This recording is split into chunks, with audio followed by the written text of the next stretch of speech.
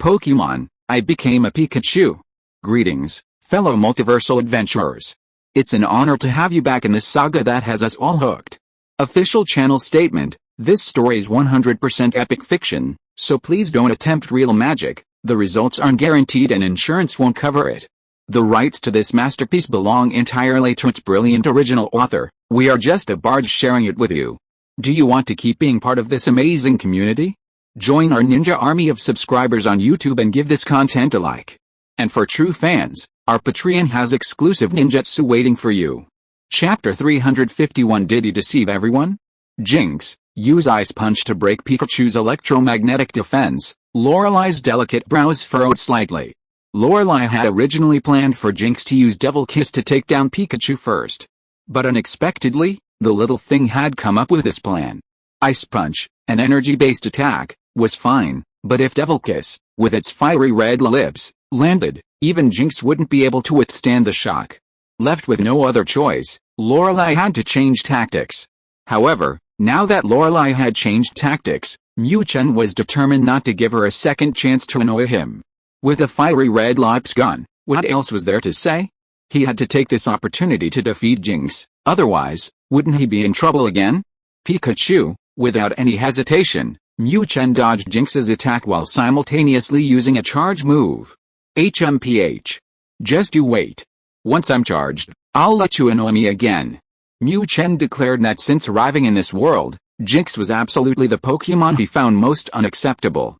Damn it. It actually combined a black guy with an Indian guy. Creator, how amazing are you? Jinx. Use Body Slam. Don't let Pikachu recharge. Having observed Pikachu in numerous battles, Lorelei knew that the little guy possessed a powerful attack boost, Recharge. Lorelei knew that if Pikachu recharged, she would suffer the same fate as Sheba. Although the champion road was primarily a test, no one would easily admit defeat once a battle began.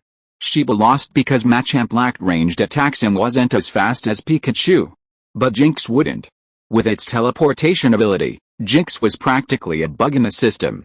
Although Lorelei was a woman, her competitive spirit was no less than anyone else's. Now, in this match, Lorelei wasn't thinking about a test anymore. She only wanted to win. Pikachu.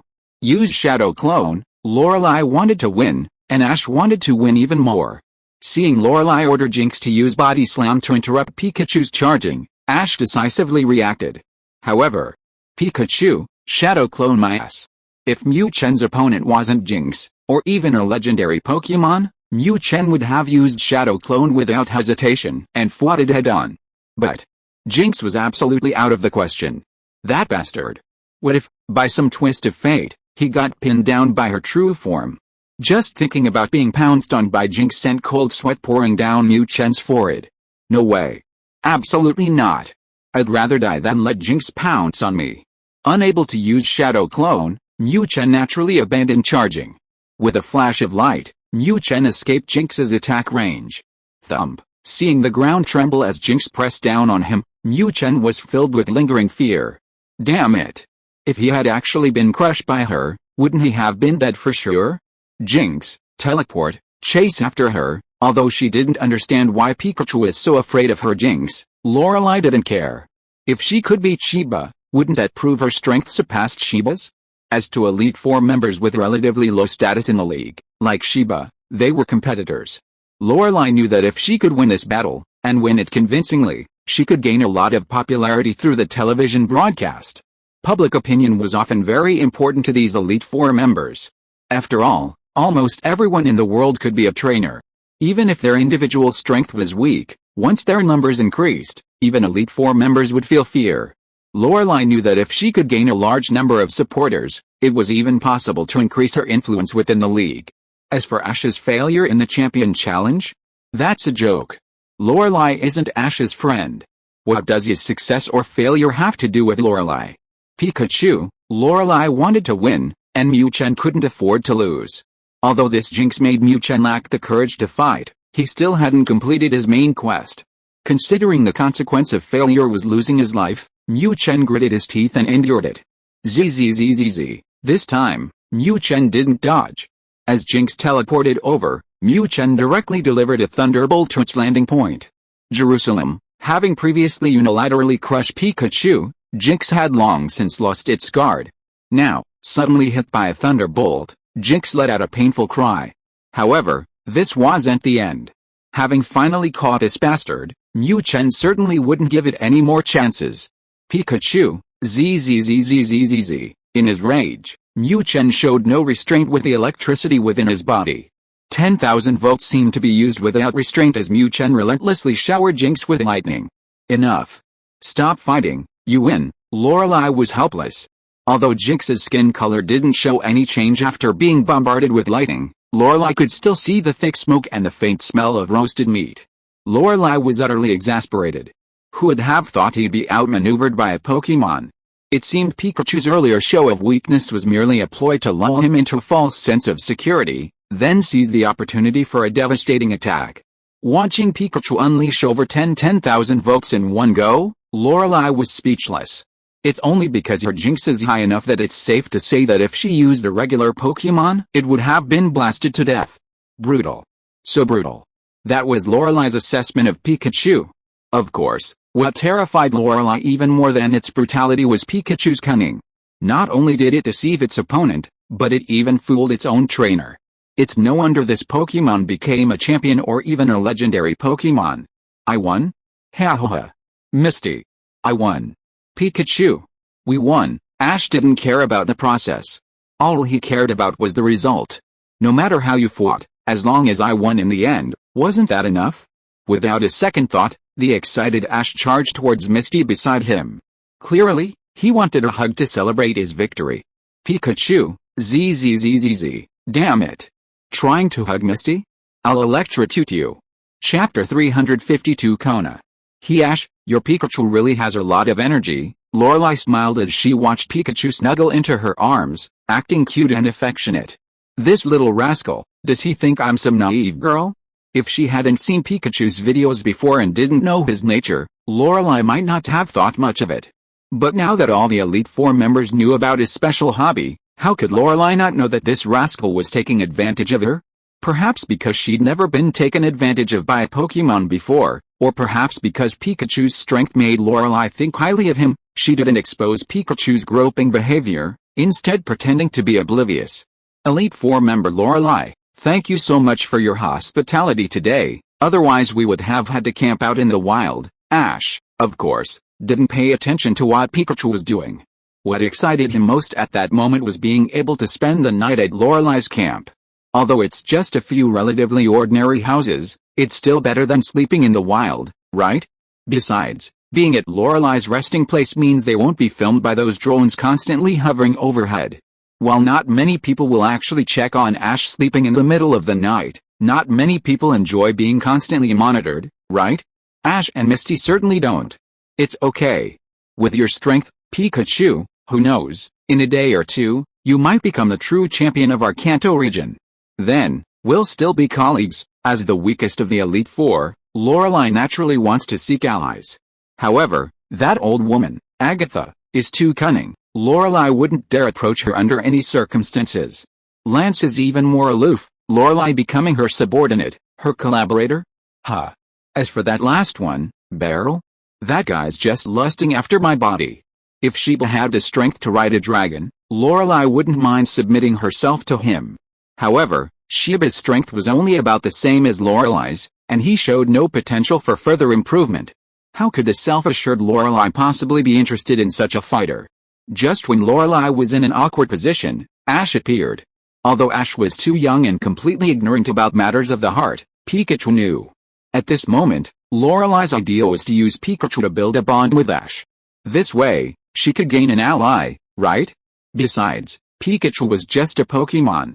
Taking advantage of him wouldn't hurt, would it? As an adult, Lorelei said she didn't mind being taken advantage of by Pikachu. If conditions allowed, Lorelei could even give it more treats to deepen their relationship.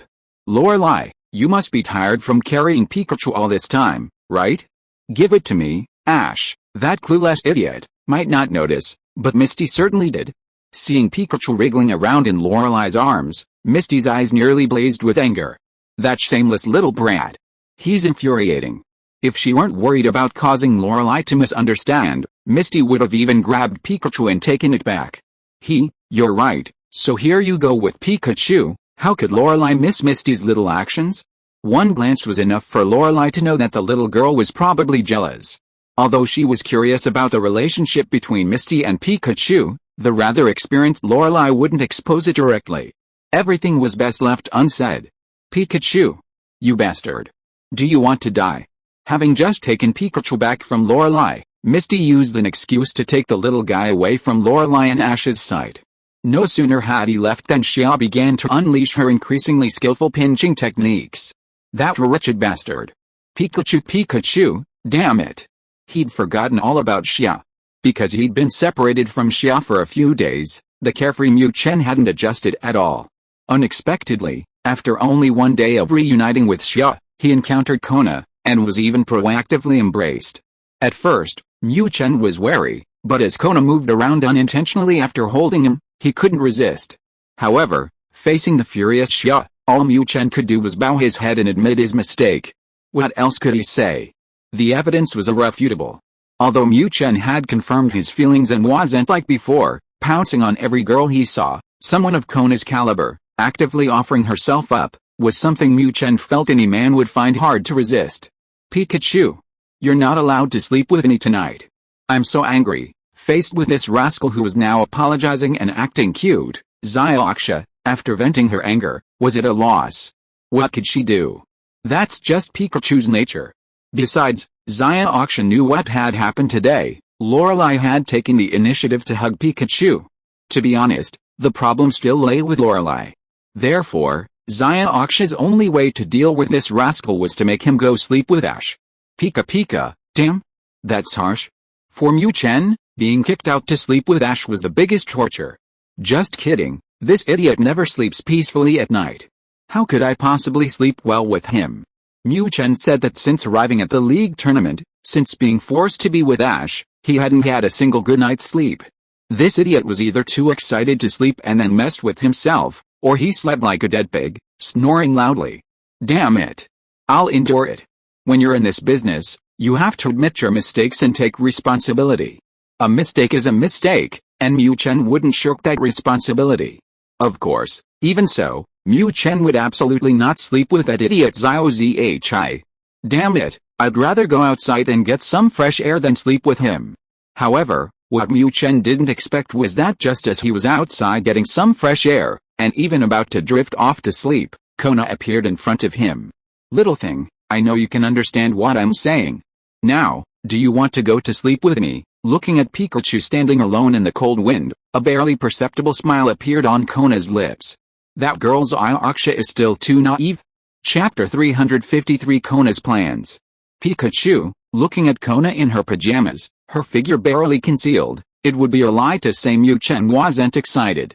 However, having experienced so much, the already mature Mu Chen, though still retaining his inherent nature, was definitely not the type to blindly swoon at the side of a young lady.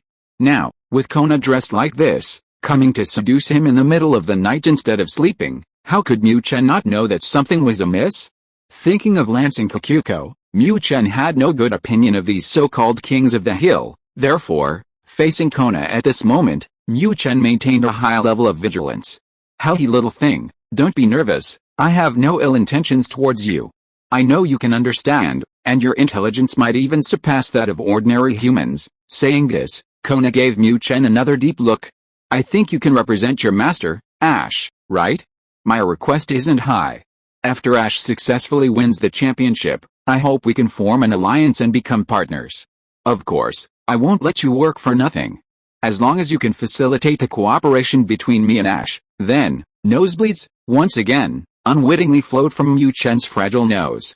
Looking at Lorelai, who had slightly pulled down her camisole to reveal her fragrant shoulders, Mu Chen even found his breathing heavy. Although this guy had watched countless movies in his previous life, those were only through computer screens. But now? This was real. And Lorelai, a top-tier bespectacled beauty. Mu Chen felt he really couldn't handle it. He nosebleed? How cute. How about it? You can seriously consider my proposal. Also, my door won't be closed tonight, you're welcome anytime if you want to come. Seeing Pikachu's state, Lorelai was even more certain of her guess. The relationship between this guy and Ash was definitely not that of an ordinary trainer and Pokémon. Even the relationship between these two might be completely reversed. There's no way around it. Ash, that simpleton, seems utterly harmless, practically clueless about everything except battles. On the other hand, this Pikachu, in Lorelai's eyes, is less a Pokémon and more a human in Pokémon skin. You see, someone of Lorelai's caliber has encountered legendary Pokémon before. But even legendary Pokémon have never given her this feeling. This guy is simply a lecherous human. Pika Pika, watching Lorelai's swaying hips, Mu Chen almost lost control and pounced on her. However, his remaining rationality restrained this unreliable thought. No matter how eloquently Lorelai spoke, Mu Chen absolutely refused to trust this woman. Given his past with Agatha and Lance, Mu Chen was filled with suspicion towards these so-called Elite Four members. HMPH. Alliance? Cooperation? Fine. Wait until my hidden quest is confirmed complete. Mu Chen didn't believe Kona, but he trusted the system completely. With the system's mission, Mu Chen knew that once he received the notification of the hidden mission's completion, the so-called mastermind would be exposed. At that point, forming an alliance with Kona wouldn't be too late, right? Pikachu, it's too cold outside, come back and sleep. However, Mu Chen didn't know that in the darkness, while Kona was tempting him in various ways, a pair of bright eyes, almost illuminating the night sky, were secretly watching. And the owner of those eyes was none other than Xia Aksha. While Mu Chen was enjoying the cold wind, Xia Aksha had already been secretly watching him. And just as Xia Aksha hesitated whether to call this little rascal back, Kona appeared. Seeing Kona in her pajamas approach Pikachu, even inviting it to sleep together, Xia Aksha almost stormed out in anger. However, out of a desire to test Pikachu, Xia Aksha ultimately suppressed the urge to attack. Silently watching, Kona eventually left, and Pikachu successfully passed the test. Seeing that this little rascal could resist such temptation even without supervision, Xia Aksha's heart was filled with joy. This little rascal, although he often tries to take advantage, he still has a strong stance on matters of principle. For this reason, in a great mood, Xia Aksha naturally called out to the little rascal, urging him to come back inside and sleep with her. Although Pikachu is a Pokémon, the wilderness is still very cold in the middle of the night, and Xia Aksha couldn't bear to let this little rascal freeze all night. Pika Pika, wow! Her adorable little cutie knows how to care for people. Hearing Xia Aksha's call, Mu Chen dashed over in a flash. With a big sister's embrace and a soft bed, who the hell wants to be in the cold wind? However, Pikachu, you bastard. Die, he had just jumped into Xia Aksha's arms when the little girl suddenly went berserk. Before Mu Chen could react, Xia Aksha grabbed him by the tail and gave him a judo throw. Pikachu, what the hell? What's going on? What the hell did I do? Suddenly hit so hard by Xia Aksha, Mu Chen was completely bewildered. What the hell was she doing? Didn't you call me back? Why the hell did she throw me as soon as I got back? Mu Chen declared that he absolutely wouldn't tolerate it unless Xia Aksha gave him a clear explanation. Damn it, is she messing with me? Pikachu, you bastard. Touch your nose, look at what's on it. Xia Aksha's anger stemmed from Mu Chen's earlier nosebleed. She had initially thought this bastard was resolute, but seeing the blood, Xia Aksha knew she had been mistaken. This bastard. Still the same pathetic little thing. Pikachu, holy crap. An accident. This was definitely an accident. Reminded by Xia Aksha, Mu Chen realized he had started bleeding without even noticing. Damn it, he hadn't even looked. Honey, you have no idea how terrifying that temptation was. It's a miracle I resisted. However, with a nosebleed right in front of him, a helpless Mu Chen could only try to charm Xia Aksha. Fortunately, the little girl's good mood hadn't faded, and she eventually succumbed to the persistent pleading of Pikachu and managed to sneak into the room. Elite Four member Lorelai, thank you for your hospitality. Ash, refreshed after a good night's sleep and bursting with energy, bid farewell to Lorelai. However, he didn't notice the palpable hostility Xia Aksha was casting towards Lorelai behind him. And there was Pikachu, its face contorted from being pinched. Chapter 354 Kakuko's going through the motions. Howdy young man, I can't believe you managed to get here to this old lady in just one day. Agatha showed a slight surprise at the appearance of Ash and his group. According to her calculations, Ash should have needed at least a day to rest after defeating Bruno and another day after defeating Lorelei, right? The Elite Four, plus the final champion Samaranch, that's exactly 5 people. And that would take exactly 5 days. Even for most trainers, 5 days might not be enough. But what happened? Ash cleared 2 stages in just 1 day and arrived before her early the next morning. Because of the drones, Ash and his group were under the watchful eyes of the entire Kanto region, so Agatha couldn't possibly suspect Bruno or Lorelei of holding back. However, excluding the possibility of them holding back, it could only mean that Pikachu had won by overwhelming force yesterday, which would have allowed Ash to arrive before her without even needing to rest. It was precisely because of the drone's presence that Akiko appeared remarkably amiable, making it impossible to discern even a trace of malice in this old woman. That's right. Elite Four member Akiko, please accept my challenge, 3 more battles. Just 3 more battles, and she could claim the champion's throne. At this moment, flames once again ignited in Ash's eyes. Hey, of course, I'm here precisely to welcome your challenge. So, the rules remain the same. I'll send out my main Pokémon. If you can defeat me, you can continue. Facing Ash, Akiko had no intention of testing him. She had already tested Pikachu's abilities thoroughly. Now, Akiko was merely going through the motions. To prevent Pikachu from recognizing her as the masked woman from before, Akiko didn't even summon her signature Jengar, instead summoning a Ghastly. Although this Ghastly was considered an Elite Four member, it had only just barely touched the threshold of Elite Four status. Facing Mu Chen, he was truly no match. Pikachu, let's battle. Use Thunderbolt. Ash didn't care if you were Ghastly or Jengar. In his mind, there were only enemies and friends. Ghastly stood before him, the enemy he was meant to defeat. Pikachu, Thunderbolt? Perfect. Looking at Agatha, who was pretending to be kind in front of him, Mu Chen sneered inwardly. You old hag, who the hell are you trying to fool? Only a fool like Ash would believe you're some kind of Elite Four member, some kind of good guy. Damn it, you've already been exposed by me. Of course, Agatha hadn't yet dropped her disguise, and Mu Chen couldn't possibly kill her while she was still pretending to be a good person in front of everyone. But, HMPH.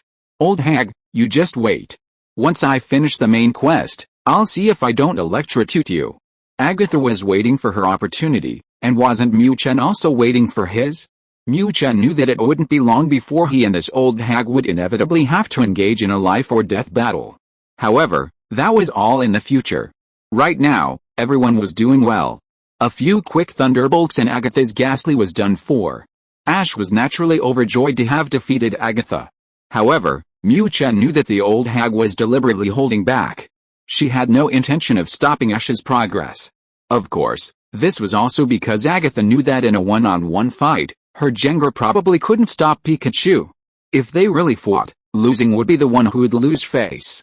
Agatha was different from the 2 bottom-ranked Elite Four members in the league. Agatha, with her considerable status, couldn't afford to lose easily.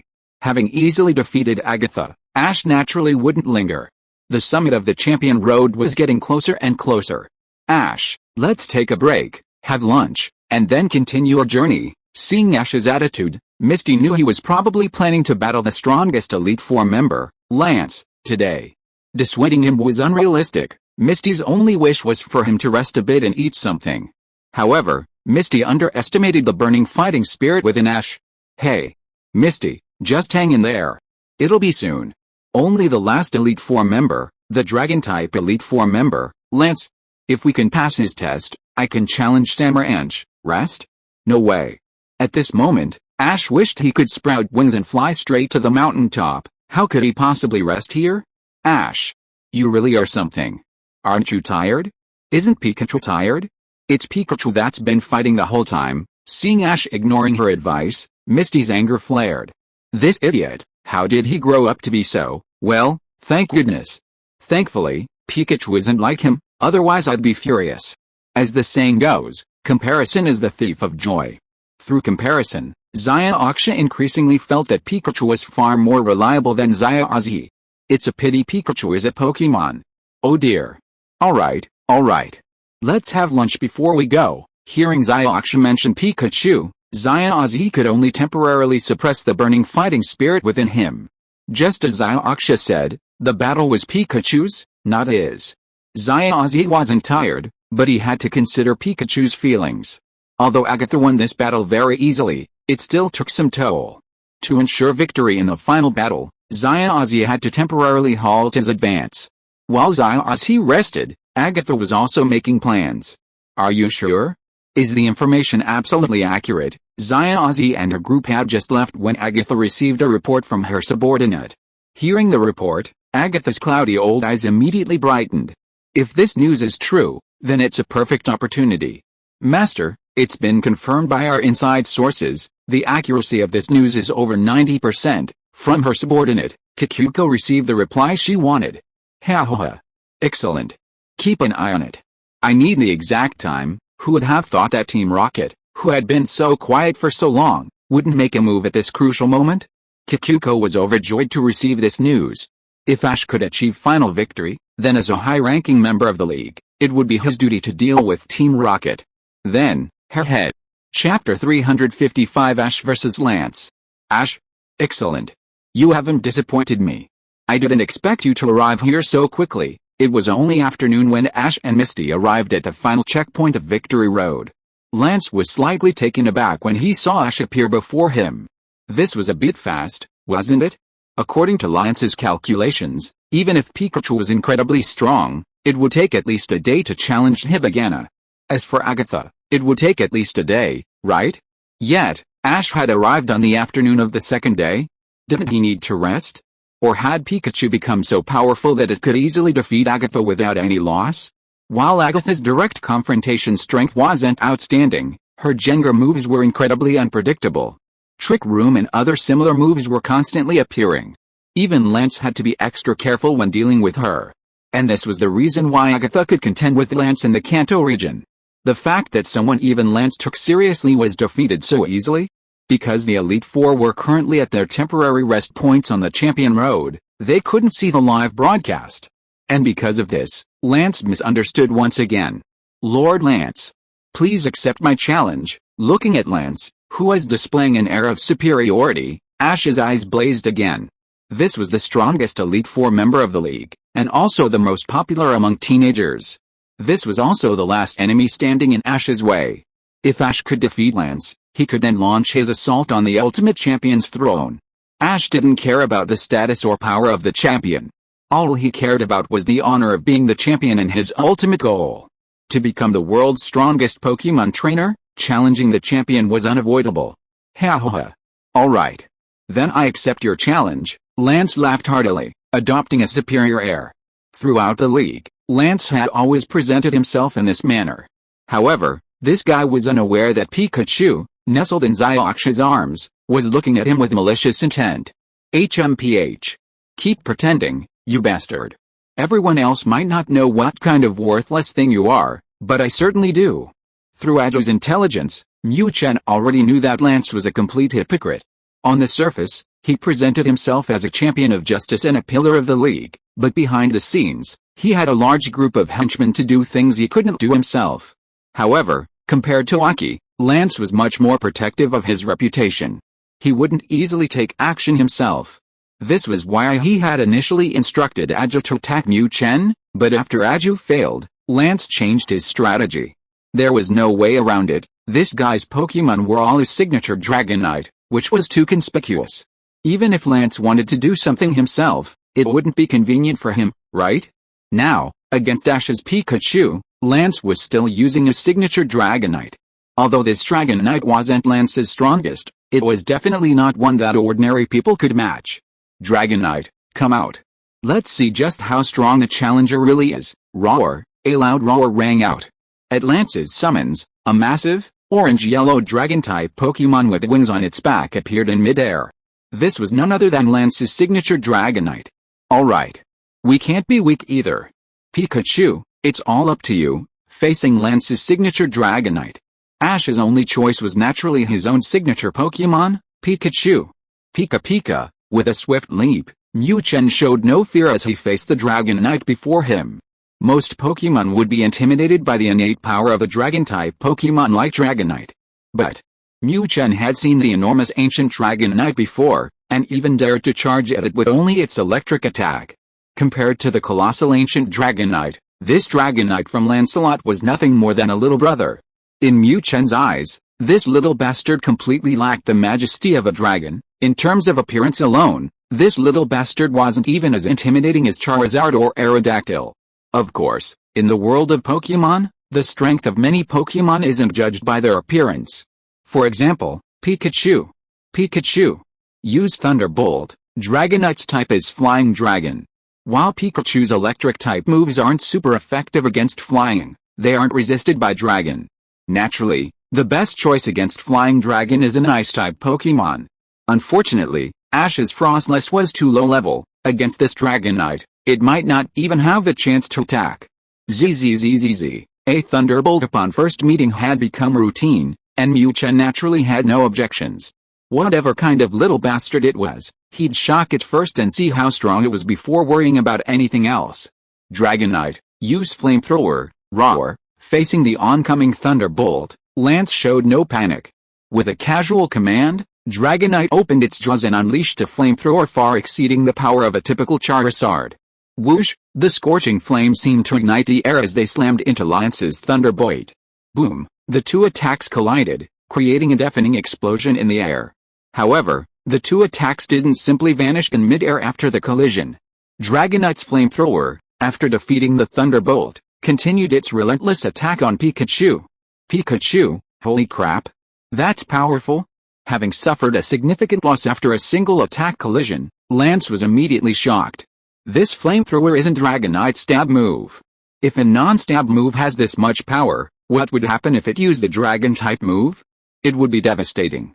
At this moment, Mu Chen truly understood why Dragonite was called the pseudo-legendary of the Kanto region, the symbol of Kanto.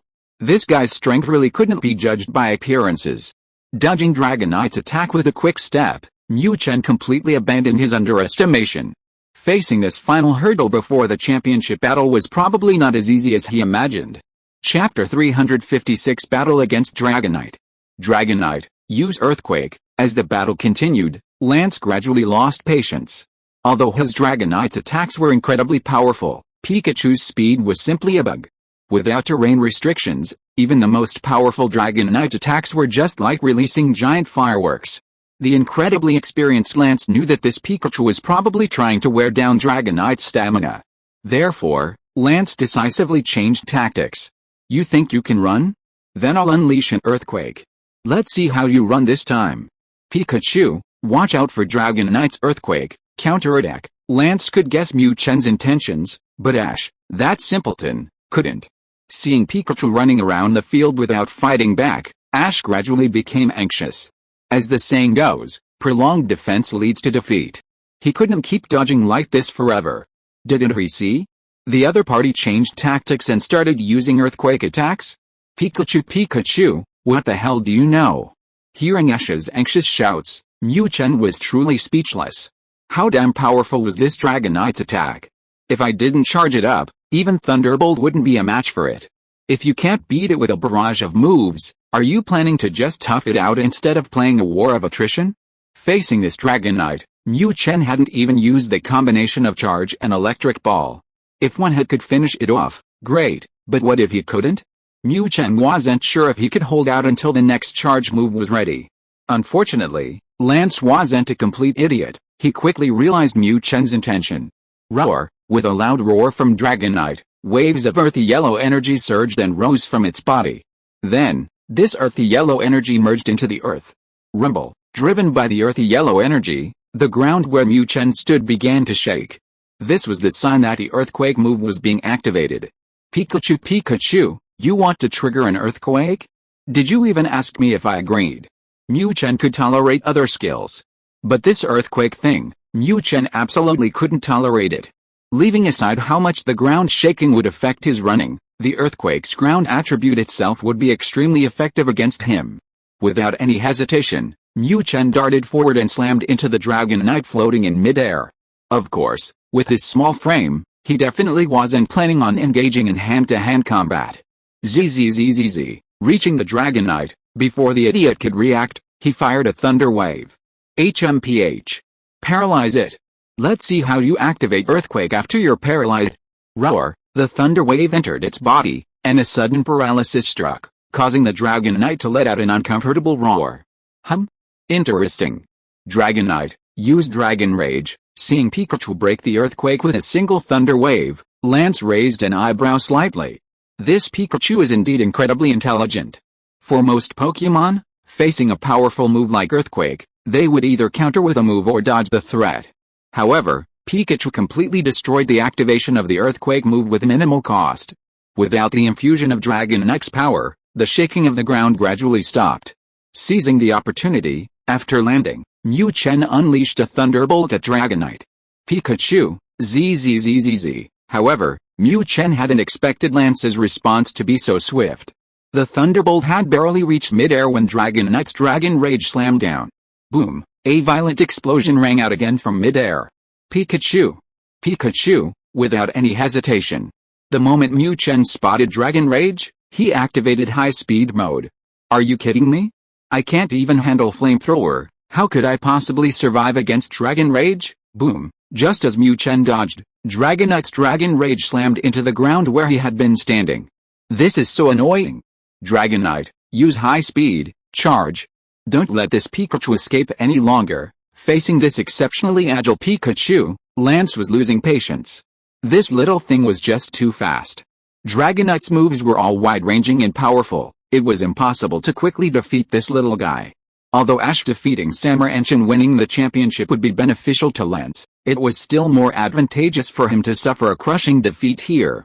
If Ash lost and didn't win the championship, his influence in the league would be significantly reduced.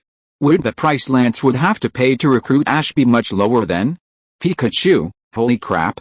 It's charging? Not going to bombard him anymore? Mu Chen didn't know what Lance was planning, but he clearly saw the Dragonite charging at him. Seeing this thing charging, Mu Chen knew that its stamina was probably already depleted, and it couldn't withstand any more bombardment. What else was there to say? Since it's here, let's fight. At this moment, the Dragonite's speed was already reduced due to electromagnetic interference. Facing this thing's charge, Mu Chen wasn't afraid at all. Dragonite used Dragon Scale Fury. However, what Mu Chen didn't expect was that just as the Dragonite was about to charge in front of him, Lance issued the attack command again. Dragon Scale Fury is a super move among Dragon-type moves. Although using this move brings powerful side effects, causing the user's mind to become chaotic, this cannot conceal its immense power. Roar! A loud dragon roar came from the Dragonite's mouth. Instantly, a terrifying Dragon-type energy enveloped Dragonite's entire body. Pikachu, holy crap! No way? Feeling the tangible Dragon-type energy rushing towards him, Mu Chen was shocked. He had expected this guy to rely on his physique to use some physical attacks like Body Slam or other physical attacks. Who would have thought this guy would use such a terrifying ultimate move? Pikachu, without hesitation, Mu Chen decisively activated Quick Attack. Are you kidding me? Even before this ultimate move hit Mu Chen, the mere presence of the scattered Dragon-type energy filled him with dread. If it actually hit, wouldn't he be instantly killed? However, before Mu Chen could even catch his breath after dodging the attack, Dragonite attacked him again. Pikachu, what the hell? This is a consecutive attack? Chapter 357 Enhanced Electromagnetic Wave. Roar, Pika, a chase ensued. After Dragonite used Dragon Scale Fury, it completely went berserk. At this moment, Dragonite only had one thought in its mind, to smash this hateful yellow-skinned rat to death.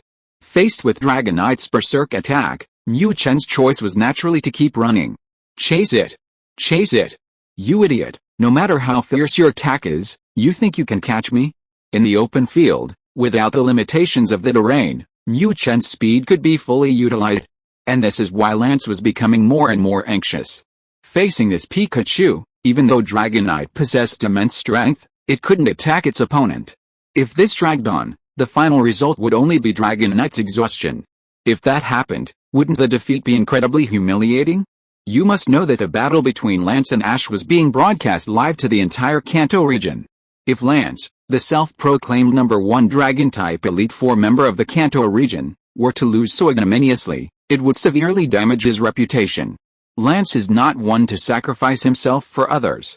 Sacrificing his reputation to help Ash? A joke? Absolutely not. Therefore, Lance's final decision was to fight to the death. With a single Dragon Rage attack, regardless of the outcome, the momentum was established, and Dragonite's power was revealed. Everyone could see that this Pikachu didn't even have the courage to face Dragonite head-on. All it could do was flee in a sorry state, finally managing to defeat Dragonite only after the side effects of Dragon Rage took hold. Although it was still a loss, it would look much better on the surface, wouldn't it? And at this moment, the script was unfolding according to Lance's plan. At this moment, Lance was no longer concerned about the outcome of this battle. Pikachu was indeed powerful. Putting aside everything else, its speed alone had already surpassed the limits of the electric mouse species.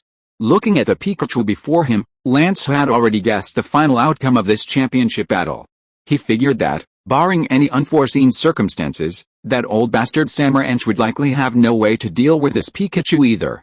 Ash would undoubtedly become the new Kanto region champion. Lance was perfectly capable of accepting this situation. Although the cost of recruiting him might be significantly higher, Ash becoming the champion and suppressing that disobedient Samurant would be a good thing for Lance. Now, all Lance was waiting for was for this already decided match to end. However, something unexpected happened. Pikachu, damn it. Does Pikachu think I'm some kind of yellow-skinned rat if it doesn't unleash its power? Being chased continuously by this Dragonite, Mu Chen gradually succumbed to anger. Although he could keep running until the Dragonite's move side effects kicked in, allowing him to counterattack without any danger, everyone has a temper, especially someone as victorious as Mu Chen. What's wrong with Dragonite? What's wrong with pseudo-legendary? Pretend to be weak? Do you really think I have no way to fight back? Before, Mu Chen didn't fight back because he wanted to wear down Dragonite and then find an opportunity to kill it with one blow. Now, Mu Chen couldn't hold back anymore. Zzzzz. As he ran, electricity began to flicker on Mu Chen's cheeks. The charge skill had been activated. Roar. Dragonite was completely indifferent to Pikachu's actions ahead. At this moment, Dragonite was completely enraged, and all it wanted to do was to completely knock over this hateful Pikachu. However, this thing was too agile. The more it chased and failed to catch up, the more its anger grew. Driven by anger, Dragonite no longer cared about anything else. Pikachu's charge? What kind of weak thing is this? This dragon doesn't know, this dragon doesn't care, this dragon is going to ram it. Dragonite didn't know about Pikachu's charge, but as its trainer, Lance knew perfectly well. Seeing the electricity crackling on Pikachu's cheeks as it ran, Lance knew the little guy was about to retaliate. Dragonite's Dragon Rage state hadn't dissipated yet, and Lance felt a cold smile. A Pokémon is a Pokémon. No matter how smart you are, you're still a Pokémon. If you continue running until Dragonite's stamina is exhausted and the side effects of its moves kick in, you'll easily win. However, Dragonite is still using Dragon Rage, retaliating now would just make you a sitting duck. Lance had absolute confidence in his Dragonite. Even that black electric ball, Dragonite could easily withstand. If that happened, the outcome of this match would be uncertain. Pikachu, use electric ball. Not only Lance saw it, but Ash did too. Pikachu's running speed was now sufficient, and with a charge skill activated, the most powerful electric ball would be the most reliable counterattack. However, they all underestimated Mu Chen. Just kidding.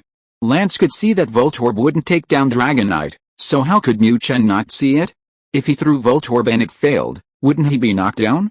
Mu Chen knew that with Dragonite's ferocious attacks, his small frame would be instantly knocked down if hit. Therefore, Mu Chen's final decision was to use a Thunder Wave.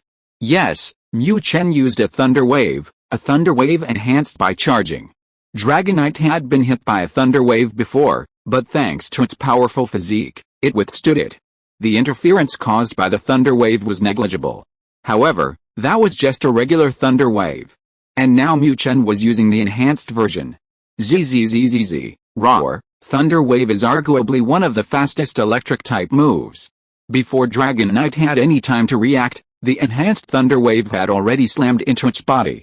With a Thunder Wave inside, Dragonite immediately recovered from its berserk state. However, with electricity swirling around it, even its Dragon Scale Fury skill was forced to stop. Only the Dragonite itself, the creature in question, could truly understand the agony. Pikachu, seeing that the Dragonite had finally calmed down, Mu Chen didn't hold back. Zzzzz. Electricity flashed as Mu Chen unleashed a thunderbolt at the Dragonite, which was still moving in slow motion due to the electrical interference. But that wasn't enough. ZZZZZZZ. Thunderbolt activated its clearance sail mode. If you are listening to this novel on a channel other than Fanfic World, it means it was downloaded and re-uploaded without effort. We warmly invite you to visit our channel, Fanfic World. There you will find the original version of this story and many other novels of various genres. We look forward to seeing you dive into a world of incredible novels. Chapter 358 Overthinking Dragon Crossing. That's enough. Let Pikachu stop. Seeing his Dragonite's mobility greatly reduced by the electromagnetic wave and constantly being attacked by Pikachu's Thunderbolt, Lance finally couldn't take it anymore. Winning or losing didn't matter, he had a backup plan regardless. But losing face in front of the entire Kanto region was something he couldn't afford. Compared to Akiko and the others, Lance cared far more about his reputation. As the strongest Elite Four member, to be suppressed by a Pikachu's electric attacks on his Dragonite was simply unacceptable. Although this Dragonite wasn't his main force, the people of Kanto didn't know that. If someone with ulterior motives used this against him, Lance would be in trouble. At this moment, Lance regretted it. Instead of choosing this mediocre Dragonite, he should have just summoned a cannon fodder or simply used his main force to take down Pikachu. Now, he'd ended up in this awkward, in-between position. Lord Lance, I won. Ash was still incredulous when Lance called him to stop. Won? Just like that? Does that mean I can challenge Samaranch directly now and compete for the final Elite Four title? That's right, you won. Congratulations. Even in defeat, one should lose with style. Although he wanted to strangle this idiot who kept insisting on winning, Lance maintained a composed demeanor. Image was paramount. Ha ha ha. That's great. Pikachu. We won. We can challenge champion Samaranch now. Misty. Misty. I won. I won. Having received confirmation from Lance, Ash finally recovered from his shock. However, Lance's desire to strangle this idiot was now even stronger. So what if you won? Why the hell are you yelling? All he knows is that you beat one of my second-tier Pokémon. Those who didn't know would be thinking, you've utterly humiliated me. He was internally screaming MMP, but could only manage a forced smile. Lance was in agony. Ash, your Pikachu is also severely depleted. Stay here and rest for today. Tomorrow, I'll personally escort you up the mountain to challenge champion Samaranch. To save face, Lance emphasized Pikachu's exhaustion. The Elite Four member, a Dragon-type Pokémon with a pseudo-legendary Dragonite, was a formidable opponent. Losing to Pikachu was unseemly, regardless of whether it was a top-tier or second-tier Pokémon. At this moment, all Lance could do was project magnanimity and indifference to the outcome. Only then could he convince people that he was deliberately holding back, intentionally helping Ash win. However, only Lance knew that he genuinely wasn't holding back. But Pikachu's powerful electromagnetic wave had truly disrupted his plans. Really? That's wonderful. Thank you so much, Lance. Having been invited to rest for 2 consecutive days, Ash was incredibly happy. So, I'm really popular, he thought. These Elite Four members probably want me to keep winning, right? However, little did Ash know that both Lorelei and Lance were only keeping Ash around because of Pikachu. But unlike Lorelei, Lance chose Ash as his target, not Pikachu. In Lance's eyes, no matter how powerful or intelligent a Pokémon was, it was still a Pokémon. The real decision-makers were humans, the trainers who possessed the Pokéballs. Lance simply didn't realize that, lacking Lorelei's innate feminine sensitivity, he had truly misjudged the situation this time. Haha. Lord Lance, don't worry. I grew up in the Kanto region. So naturally I'll do my part for our Kanto. Whether it's fighting Team Rocket or other forces that threaten Kanto, I'll do it without hesitation. That night, Lance used the excuse of discussing Pokémon training with Ash, the simpleton, and successfully lured him out. Ash's answer was excellent, but that wasn't what Lance wanted. Through some subtle probing, Lance extended a recruitment invitation to Ash. However, whether Ash pretended not to understand or genuinely didn't, his final response was this absolutely official one. Ash, you are the most promising young trainer in the Kanto region, and you even have the potential to become the youngest champion in history. Therefore, you must make a choice in your future path. I wonder, what kind of path do you want to take? As the number 1 player, Lance certainly wouldn't directly say, come join me, I'll protect you. Therefore, Lance's recruitment of Ash was subtle. Hearing Ash's official reply, Lance could only ask again. However, ha ha ha. I'm the youngest champion ever? This is amazing. Mom and Professor Oak will be so happy to know. Oh, and that Gary guy too. After I win the championship, let's see how he laughs at me then. Clearly, Ash's focus wasn't on the latter part of Lance's sentence. For him, becoming the champion, receiving praise from his mother Honako and Professor Oak, and making that awful Gary dare not look him in the eye, that was the most important thing. Looking at Ash's dreamy face, Lance once again felt the urge to strangle this idiot. What the hell? Is he messing with me? This Brad is tough. Because he didn't know Ash well and liked to project his own experiences onto others, Lance didn't realize that this idiot was genuinely naive, not just pretending to be weak. Alright, Ash, you should get some rest. I'll personally take you up the mountain tomorrow. Seeing Ash's evasive answers, Lance knew he wasn't going to act without a clear objective. Ash was obviously playing dumb, waiting for Lance to show some seriousness. Unfortunately, Lance couldn't really offer any concrete offer right now. He couldn't exactly offer Ash a Dragonite, could he? While he wanted to win Ash over, Lance didn't think it would require such a high price. Therefore, Lance could only play along for now. He'd deal with things later. At most, he'd research a few more beautiful women to send him. Whether it was Ash or his Pokémon Pikachu, with a few readily available beauties, he should be able to win them over, right? Chapter 359 Rules. Rules. Lance, I didn't expect you to be here too. What, are you here to laugh at this old man? At the summit of Champion Road, atop a flat hill, stood a gym, and the owner of this gym was none other than the Kanto region's champion, Juan Antonio Samaranch. In the beginning, the champion was the most powerful and influential person in a region. However, Samaranch had been champion for far too many years, and he had grown old. As people age, they lose their drive. Having been champion for so many years, he had long been blinded by the luxurious life, forgetting his original intentions and the fundamental purpose of constantly striving to become stronger. Samaranch succumbed to the allure of luxury, but the Elite Four of the league did not. Initially, the Elite Four were merely there to protect the champion, holding positions of authority. However, because the Elite Four faced challenges from trainers from all over the world every year, they relentlessly trained and improved themselves to maintain their positions. While stagnating, he continued to grow stronger. Ultimately, the balance of power tipped. From some point onward, Samaranch's words no longer echoed beyond Champion Mountain. He had been completely sidelined by the Elite Four. To be precise, Samaranch had been sidelined by Lance. Now, a large portion of the power that originally belonged to Samaranch was in Lance's hands, and a small portion belonged to Kiko.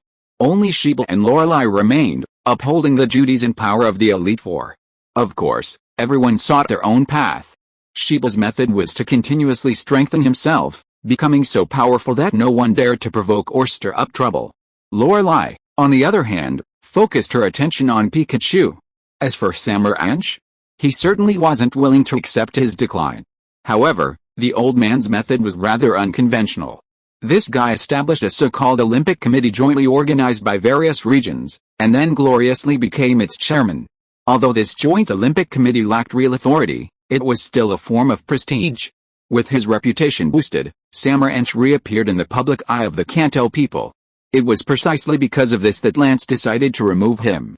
Since you won't listen, then I'll replace you with someone more obedient. Although Ash was still feigning ignorance with Lance was confident that once he showered him with sweet talk, the kid would definitely succumb. After all, the guy's personality flaws were so obvious, making him incredibly easy to exploit. Samaranch, you know this is a rule of our Kanto League that's been in place for hundreds, even thousands of years. Now, I've sent my challenger. He's passed the test of our Elite Four. Whether he can hold on to his position depends on his own performance. Looking at this old man who is clearly on his deathbed yet still insisted on causing trouble, Lance felt an indescribable annoyance. The previous challengers were all weaklings. This old man could easily defeat them with his own resources. But this time, HMPH. A Pikachu of champion caliber?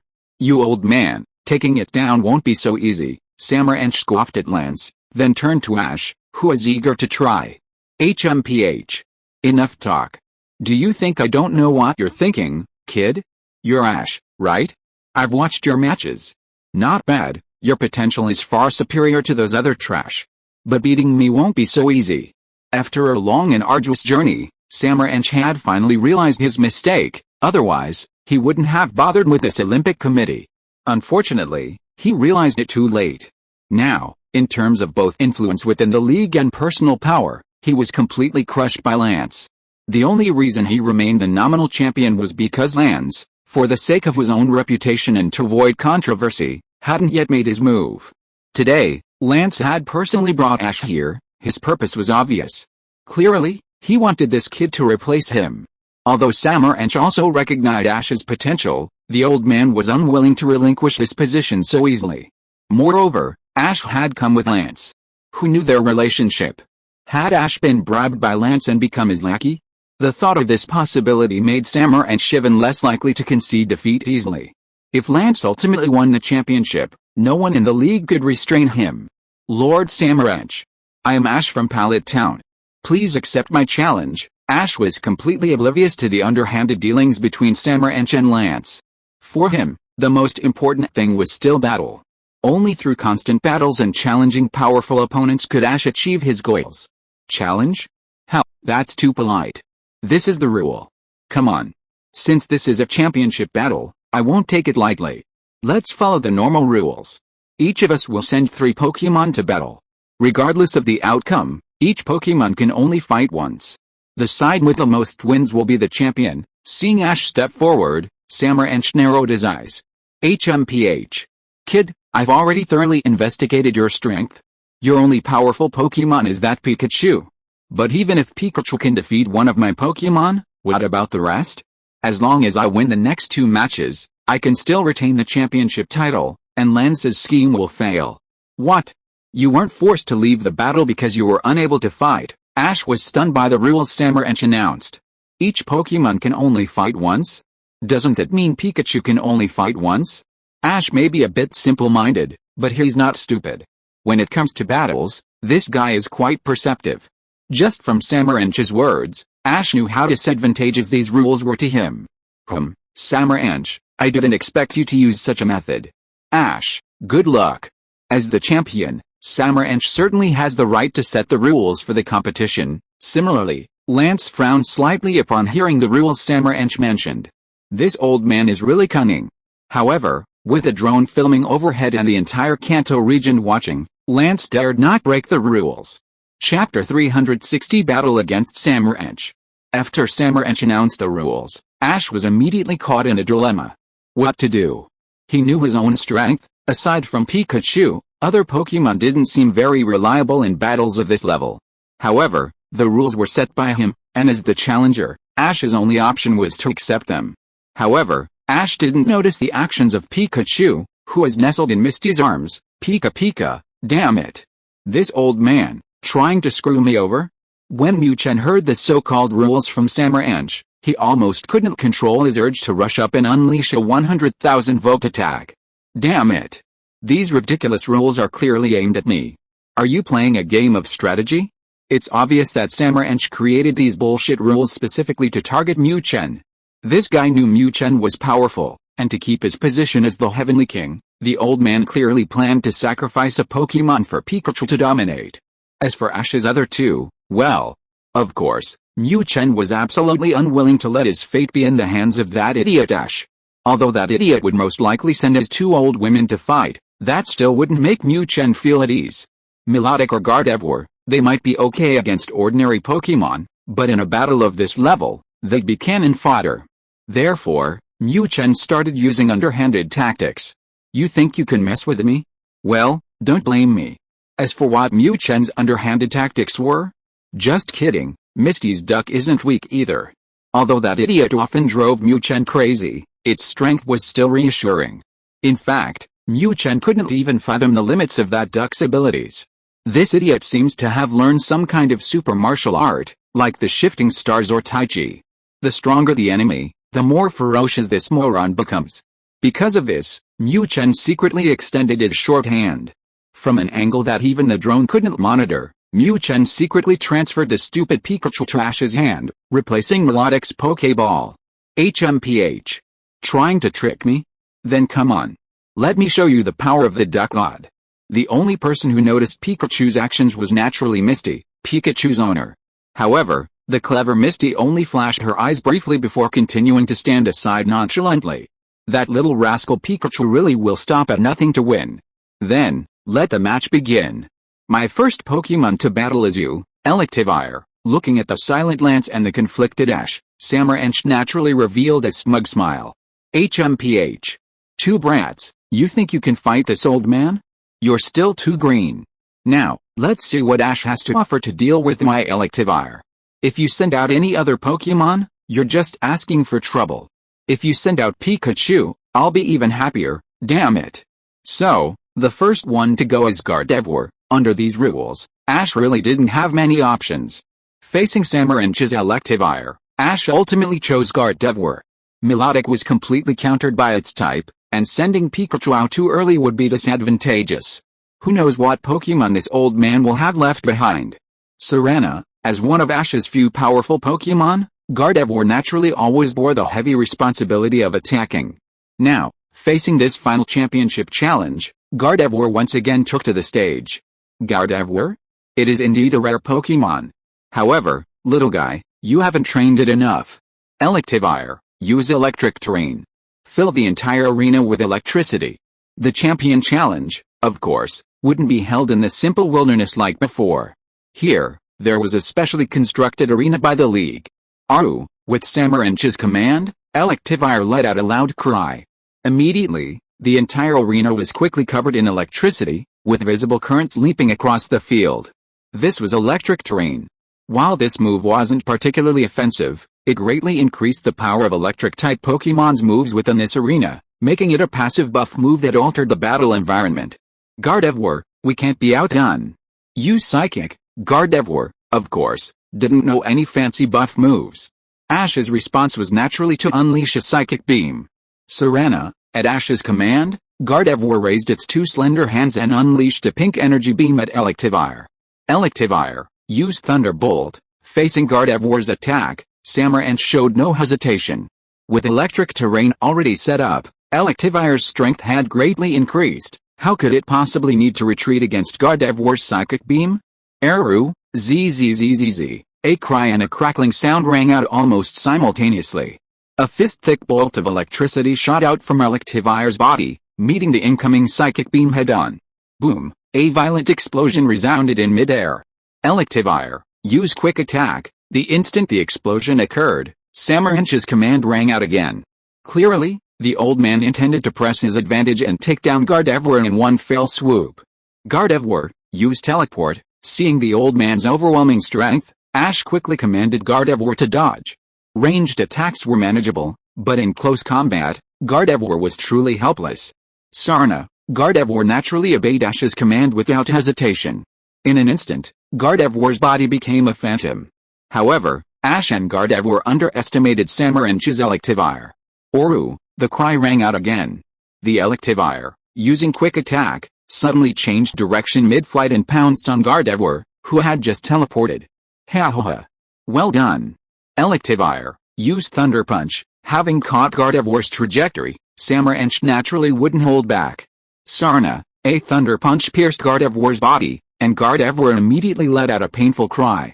Chapter 361 Making the Best of a Bad Situation. You've already lost, aren't you going to recall Gardevoir? Under the overwhelming pressure of Electivire's attacks, Gardevoir was completely unable to mount an effective resistance. Even its occasional Psychic Beam attacks were mostly withstood by Electivire's powerful physique. And after Electivire withstood them, even more ferocious attacks followed. Finally, after struggling to hold on for several rounds, Gardevoir couldn't withstand it any longer. Damn it, Ash was filled with resentment as he looked at the expert like Samurant. However, his strength was limited. Gardevoir was no match for Samurant, a champion-level opponent. This Electivire's strength was in no way inferior to Elite 4-level Pokemon like Lorelei. Gardevoir's defeat was therefore unsurprising. You've already lost one match. Just one more, and this match will be over. Now, let's see my second Pokemon. Come forth, Venusaur. Having secured his first victory, Samurant's momentum soared. His plan was flawless. This kid was too one-dimensional. He couldn't defeat me with just Pikachu. Looking at Ash's unwilling expression and Lance's thoughtful face, Samaranch sneered inwardly. A bunch of immature brats, you think you can fight this old man? I can easily outmaneuver you with a few tricks. Samaranch knew that Ash would definitely send out Pikachu to ensure victory. Otherwise, if the kid sent Gardevoir or something else, defeat would be the only outcome. Therefore, Samaranch chose Venusaur for the second battle. Venusaur could easily overwhelm other Pokémon, and even if Pikachu couldn't win, the defeat wouldn't be too humiliating. Even if Ash lost Pikachu, Samaranch would still have his strongest main Pokémon. No matter which Pokémon Ash ultimately sent out, it would only be easily defeated. Everything was within Samaranch's calculations. However, the one variable he hadn't considered was the one brought by Mu Chen. Damn it! Damn it! Looking at the Venusaur summoned by Samaranch, Ash was in a huge dilemma. Just as Samaranch had predicted, Ash really didn't have many options at this moment. If Pikachu went to battle, what about the final match? But the problem was, if Pikachu didn't go, who would fight this Venusaur? Milotic? Leaving aside the difference in abilities, Milotic was also weak to Venusaur. As for Pidgeotto or Frostless, which were strong against Venusaur? Don't be ridiculous. Ash might not care normally. But this is the championship battle. Facing this highest level competition, the one Ash values most, how could he possibly send out cannon fodder? What? What are you still hesitating about? Or are you thinking of giving up? Seeing Ash hesitate to summon his Pokémon, Samaranch's voice rang out again. Damn it! How could I give up? I choose you, Milotic. Already caught in a huge dilemma, Ash's urging finally ignited his anger. Ash's wrath is legendary, of course, that's just a joke. But in his anger, Ash truly unleashed his stubbornness. Ignoring everything else, Ash directly threw out the Pokéball containing Milotic. Victory or defeat hinges on this one battle. Pikachu, Ash's absolute mainstay, was ultimately saved for last. Otherwise, even if Pikachu defeated Venusaur, the subsequent battle would be pointless. However, when Ash threw the Pokéball, the entire arena froze. Cool, right, a flash of white light appeared.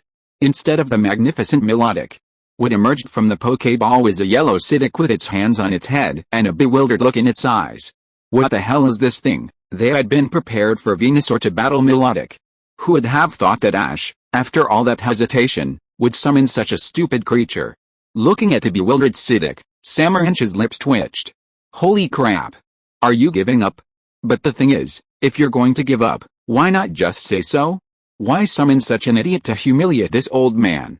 In Samaranch's eyes, Ash summoning such a stupid thing was a blatant insult to the rules he had set. However, little did Samaranch know that Ash's surprise was no less than his. Psyduck? What, it's you? Looking at the silly duck, Ash was completely bewildered. What the hell was going on? Wasn't this stupid duck Misty's Pokémon? When did it get here? And I summoned Milotic, what are you doing here? Could it be that yesterday when Misty and I were feeding our Pokémon, we accidentally grabbed the wrong Pokéball? Yes. That must be it. Oh dear, this is embarrassing. Ash, since you've summoned your Pokémon, let's begin the battle. Samaranch, of course, was unaware of Ash's inner turmoil. In his eyes, he had been blatantly humiliated. Therefore, equally enraged, Samaranch decided to torture the stupid duck with the most cruel methods. Only in this way could he vent his anger. Alright.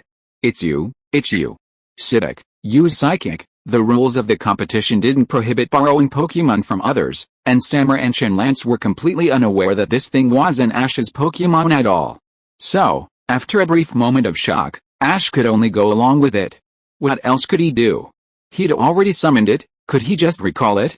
Recalling it would be tantamount to admitting defeat, wouldn't it?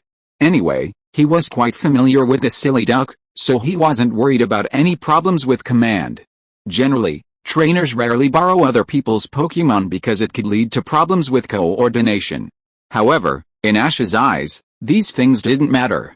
He was familiar with Psyduck. Besides Psychic, it didn't know anything else. Perfect. Psychic was a Psychic-type move, perfectly effective against Venusaur. This battle was still going to be a fight. Cool, right. However, Psyduck's response to Ash's command was a head full of question marks. Psychic? What was that? Could you eat it? Chapter 362 Psyduck that just won't explode. Venusaur, use Razor Leaf. Samar had originally planned to show some sportsmanship, displaying the composure of a league champion in Ash's final match. But who would have thought that this idiot summon Sidic would completely wear down Samar's patience? Damn it. Are you contemplating life? I've been waiting for you for almost 10 minutes, and you're just tilting your head and thinking about something else? Did your trainer tell you to use psychic? Use it. What the hell are you thinking about? However, how could Samar know that Sidic had long forgotten what psychic even meant? This guy had once again entered a state of daily amnesia. Unable to bear it any longer, Samar finally decided to attack. Whatever, let others criticize me for bullying a newbie, I can't stand it anymore. Donna, with Samar's command, Venusaur's plump body trembled. Immediately, countless palm-sized leaves slowly emerged from the huge petals on Venusaur's back, shooting towards Sidic, who was still deep in thought. Sidic, watch out for the opponent's razor leaf blades. Use psychic. Ash's face was almost red with anxiety. Before, when Misty commanded this idiot Sidic, Ash didn't think much of it. Now, Ash completely understood Misty's feelings. He really wanted to grab a brick and smash it. Cool, right, what? What is this kid telling me to be careful of? Those leaves flying over there? They look pretty green, can I eat them? Right, and psychic, what exactly is that? Whoosh, whoosh, whoosh, the shooting razor leaf blades paid no attention to what this idiot Sidic was thinking. In the blink of an eye, razor leaf appeared before Sidic, unleashing a brutal slicing attack on the silly duck. Cool, right, now Sidic finally understood what that emerald green leaf was all about. A sharp pain shot through it, and Sidic immediately switched to its head covering, frantic running mode. Watching Sidic sprint across the arena on its massive paws, Ash was speechless. Of course, it wasn't just Ash, Lance also silently closed his eyes. This match was pointless. Ash, that brat, was clearly far inferior to Pikachu in every other Pokémon. But that was fine too, the cost of bribing him would be much lower later. As for that old geezer Samar, HMPH. He'd already been sidelined for years, what's wrong with letting him prolong his life a little longer? How many more years could that old geezer possibly live? For the sake of his carefully cultivated image, Lance wouldn't personally deal with that old man. Ha ha ha. It seems the outcome of this match is basically decided. Seeing Sidic's foolish actions, Samar felt even more reassured. He had harbored some apprehension when Ash summoned it earlier. Who knew if this little rascal really possessed some strange power? But now it seemed, this was definitely humiliating this old man. However, the others in the arena didn't notice. Neither Misty, holding Pikachu, nor the Pikachu in her arms, showed any sign of calm. HMPH. Hit it harder.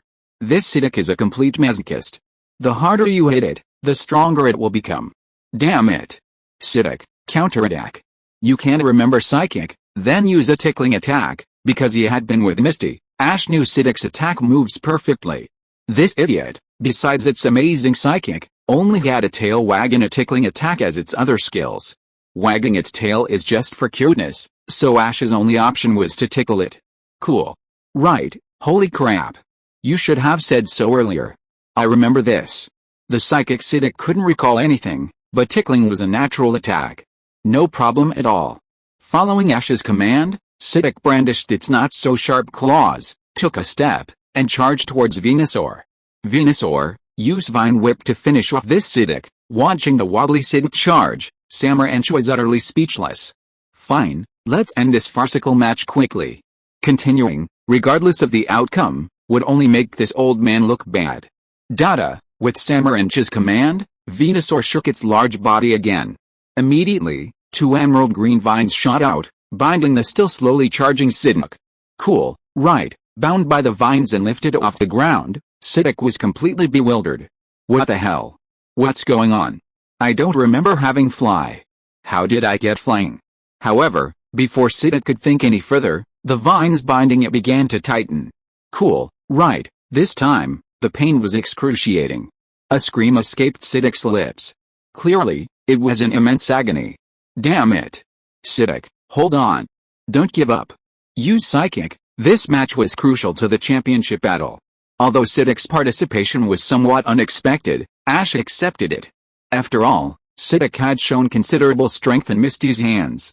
In some instances, it was even more reliable than melodic. This was why Ash had approved Siddiq's participation. But looking at Siddiq now, Ash couldn't deny his anxiety. "Stupid duck, can't you give me some effort?" Pikachu. Not only was Ash anxious. At this moment, Mu Chen was also starting to lose his composure. Something's not right. Normally, this idiot should be able to use psychic powers by now, right?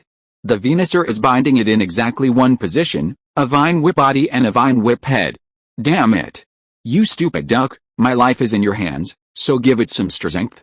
Thinking about a punishment for failing the main quest being annihilation, Mu Chen became even more terrified. Holy crap. Am I really going to die here? Damn it. I haven't even become human yet. I'm not resigned to this. However, Siddiq still showed no signs of unleashing its power. Damn it. I'm going to die anyway. I'd rather die than suffer a loss. Seeing Siddiq's eyes rolling back, Mu Chen knew it was about to die. In this life or death moment, Mu Chen decisively stretched out his little hand towards Misty. Even if I die, I'll be a Pikachu dying under a peony. Ah. Pikachu. You little rascal, Zaya Aksha cried out in surprise at Pikachu's sudden attack. Chapter 363 The Rise of the Duck God. Cool, right, Siddiq, which had been rolling its eyes, suddenly changed. Upon hearing Misty's voice, its eyes sharpened. Immediately, an extremely terrifying psychic-type energy began to emanate from its body. Pikachu, holy crap. This works? I was all prepared for a final, desperate attack before I died, but unexpectedly, Siddiq suddenly unleashed its power. Damn it. So that's what happened. Mu Chen wasn't stupid, he reacted almost instantly. Although Siddiq was familiar with Ash, and could accept Ash's commands, its owner wasn't Ash. So this idiot hadn't unleashed its power until now. But when its owner, Misty, spoke, this idiot realized it wasn't some cannon fodder duck, but the duck god. Seeing Siddiq finally unleash its power, Mu Chen was almost moved to tears. Damn it, I was almost in despair. Finally. You finally decided to unleash your power. Mu Chen was excited, but Samaranch was doomed. Damn it. What's going on? Why? What's with that energy inside this duck? Victory was already assured, but another unexpected turn of events occurred. Watching the tangible pink energy rising around Siddiq, Samaranch felt a growing sense of unease. While Razor Leaf and Vine Whip were both grass-type moves that countered Siddiq's water-type, the problem was, even these grass-type moves hadn't defeated it. And just then, Siddiq unleashed its own burst of pink psychic-type energy. Venusaur's type was grass poison, and Psychic completely countered it. Samaranch, with his extensive battle experience, knew from the energy emanating from Siddiq that his Venusaur couldn't withstand it. However, no one could answer Samaranch's question. Cool, right, just as Samaranch was still in shock, Siddiq, with the help of its psychic powers, finally broke free from Venusaur's Vine Whip restraints. Well done. Siddiq, use Psychic Attack. At this moment, the most excited person besides Mu Chen was naturally Ash. Seeing Siddiq rise up, Ash saw hope for victory again. Cool, right, this time, Siddiq no longer hesitated in its hands when Ash gave the order. Psychic, huh? No problem, let's go. Damn it, that was so painful. Previously bound by Venusaur's Vine Whip attack, Siddiq had been suffering terribly. However, without Misty's voice, it couldn't find its footing at all. Finally, after Misty exclaimed in surprise, it remembered who it was and what its power was. After Siddiq let out a cry, a pink energy that seemed almost tangible shot out from the top of its head, slamming into Venusaur. Damn it. Venusaur, use Energy Ball. Seeing Siddiq's hostile approach, Samaranch quickly gave Venusaur the command to counterattack.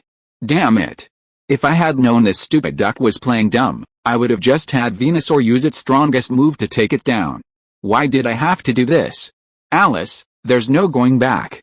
Faced with Siddiq's attack, Samaranch could only order Venusaur to use its full power to defend. However, reality is cruel. Duh. With a scream from Venusaur, the clash of their skills was finally decided. Energy Ball? Before it even lit up, it was completely shattered by the psychic attack, disappearing into thin air.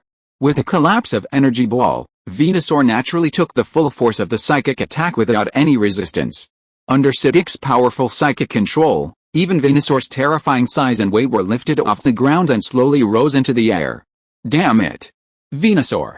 Hold on, don't give up. The scene reversed. This time, the one shouting for the Pokémon to persevere and not give up was the previously arrogant Samurach. The change happened too quickly. The old man admitted his tolerance wasn't strong enough and he wasn't mentally prepared at all. Great. Psyduck, that's it. Defeat Venusaur in one fell swoop. Just when all hope seemed lost, a new path opened up. Just when despair seemed inevitable, hope quietly arrived. Ash was so excited he almost jumped for joy. He won. He was about to win.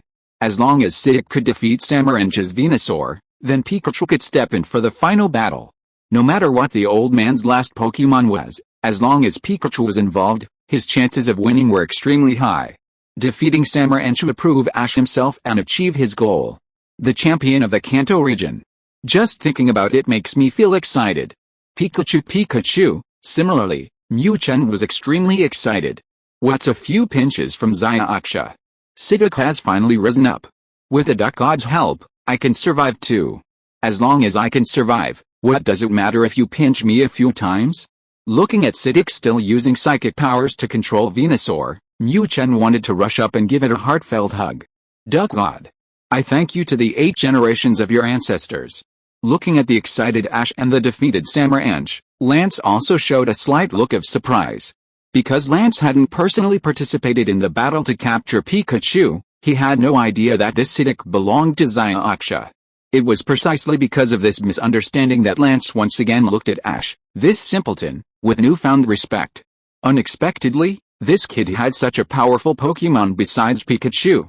Although this Psyduck seems unreliable, and its energy appearance was very strange and sudden, the energy it's unleashing is still at the Elite Four level.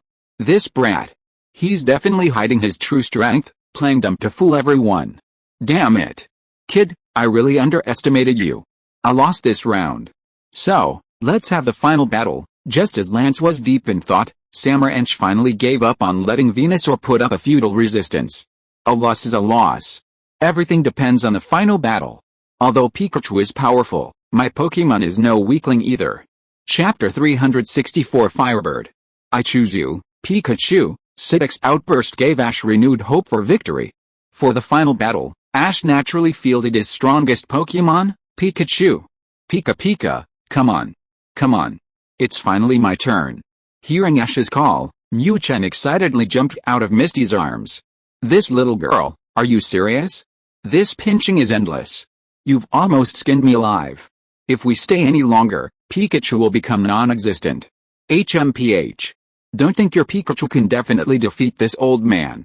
Go, my most powerful Pokémon, Moltres. As a veteran champion of the Kanto region, as one of the world's top figures, although Samurach has gradually declined due to sugar-coated bullets, he still has some trump cards and real strength. Boo-hoo, with Samurach's summons, a gigantic bird, magnificent and noble in appearance, seemingly engulfed in flames, appeared in midair. This was Samurach's trump card, one of the 3 legendary beasts of Kanto, Molotov. Lance had been happily posing and making a fool of himself with the others. But when he saw the Molotov summoned by Samurach, he was also astonished. This old man actually had such a trump card? He hid it so well. Even Lance was unaware of the existence of Molotov. If Ash hadn't pushed him to the brink today, jeopardizing his champion title, this old man Samurach probably wouldn't have summoned his trump card. Looking at the Molotov covered in flames, Lance felt a growing desire to fight. Alice, this was Ash's battlefield. Molotov? Wow. So beautiful.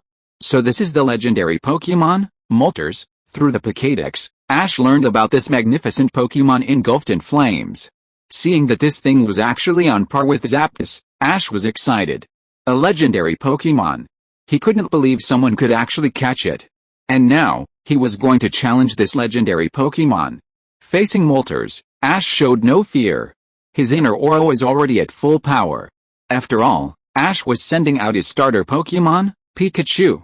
Pikachu, holy crap. Was it really necessary to be so ferocious? Unlike Ash, Mu Chen was terrified when he saw that his opponent was this thing. What the hell? What was going on? He had just defeated a pseudo-legendary Pokémon, and now he was going to fight a true god? Although Moltres was considered a weakling among legendary Pokémon, it was still a legendary Pokémon, right? Just thinking about Zapdos from back then made Mu Chen's head buzz.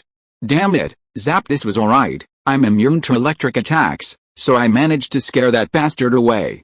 But what about you? This is Molters. I'm not immune to fire either. Unfortunately, no matter how unwilling he was, Mu Chen could only grit his teeth and charge forward. Damn it, this was related to my main quest. Even that idiot Sidic could help, there's no reason I can't. So what if it's some weak legendary Pokémon Molters? Come on.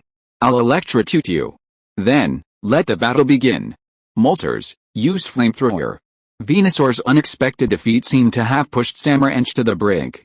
At this moment, the old man didn't care about status or manners, those meaningless issues.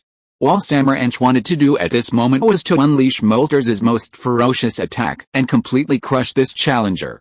Boo-hoo, receiving Samurhench's command, Molters, hovering in midair, opened its massive beak and unleashed a torrent of scorching flame. Pikachu, use Thunderbolt. Seeing his opponent's attack, Ash immediately reacted. However, Pikachu, Volt? Forget about Void. Before, when facing the pseudo-legendary Dragon Knight's flamethrower, my instant Thunderbolt didn't even work. Now this Molters is using flamethrower, and you expect me to go head-to-head with it? Are you kidding me? Didn't you see? The flames have turned golden, and even the surrounding air seems to be evaporating. In this situation, what are we waiting for? Mu Chen declared that he would absolutely not rush in to tank this level of attack. You idiot, if you want to tank it, go ahead, I'm not playing along.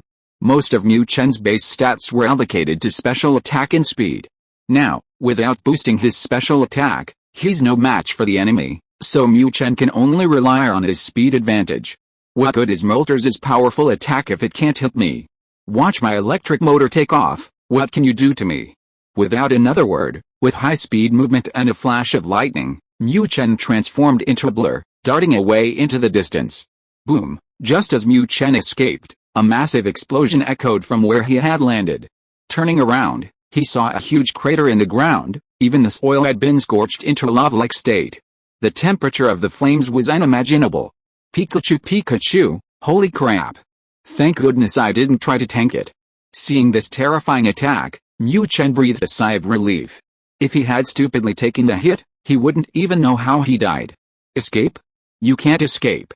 Molters, use Flame Vortex to bind this Pikachu. Seeing Pikachu trying to dodge Molters' attack with its agility, Samurhench sneered. HMPH. What kind of Elite 4 level Pikachu is this? It's nothing special. It can't even withstand a single attack from me, Molters? Well then, don't blame this old man for being impolite. In one exchange, Pikachu only tried to escape. This gave Samurhench immense confidence. He believed that as long as Molters maintained this high-pressure attack, Pikachu would eventually be hit. Given the little thing's size, one hit would be enough to kill it. Boo! With Samurhench's command, Molters opened its beak again. Immediately, a rapidly spiraling stream of flame shot towards Mu Chen. This was the binding skill that could trap the enemy in flames, Flame Vortex. If you are listening to this novel on a channel other than Fanfic World, it means it was downloaded and re-uploaded without effort. We warmly invite you to visit our channel, Fanfic World. There you will find the original version of this story and many other novels of various genres. We look forward to seeing you dive into a world of incredible novels. Chapter 365 Samurhench's Tactics. Pikachu, damn. Quite a few tricks up his sleeve, huh? Seeing Molters' fiery vortex, Mu Chen knew escaping wouldn't be easy. But this thing doesn't seem as powerful as Flamethrower, does it? Well then, let me give it a shock. Zzz. Without hesitation, Mu Chen retaliated with a thunderbolt against the oncoming fiery vortex. Boom! Pikachu, a violent explosion rang out. However, due to the close proximity, Mu Chen was blown several meters away by the blast. Fortunately, he managed to block the fiery vortex.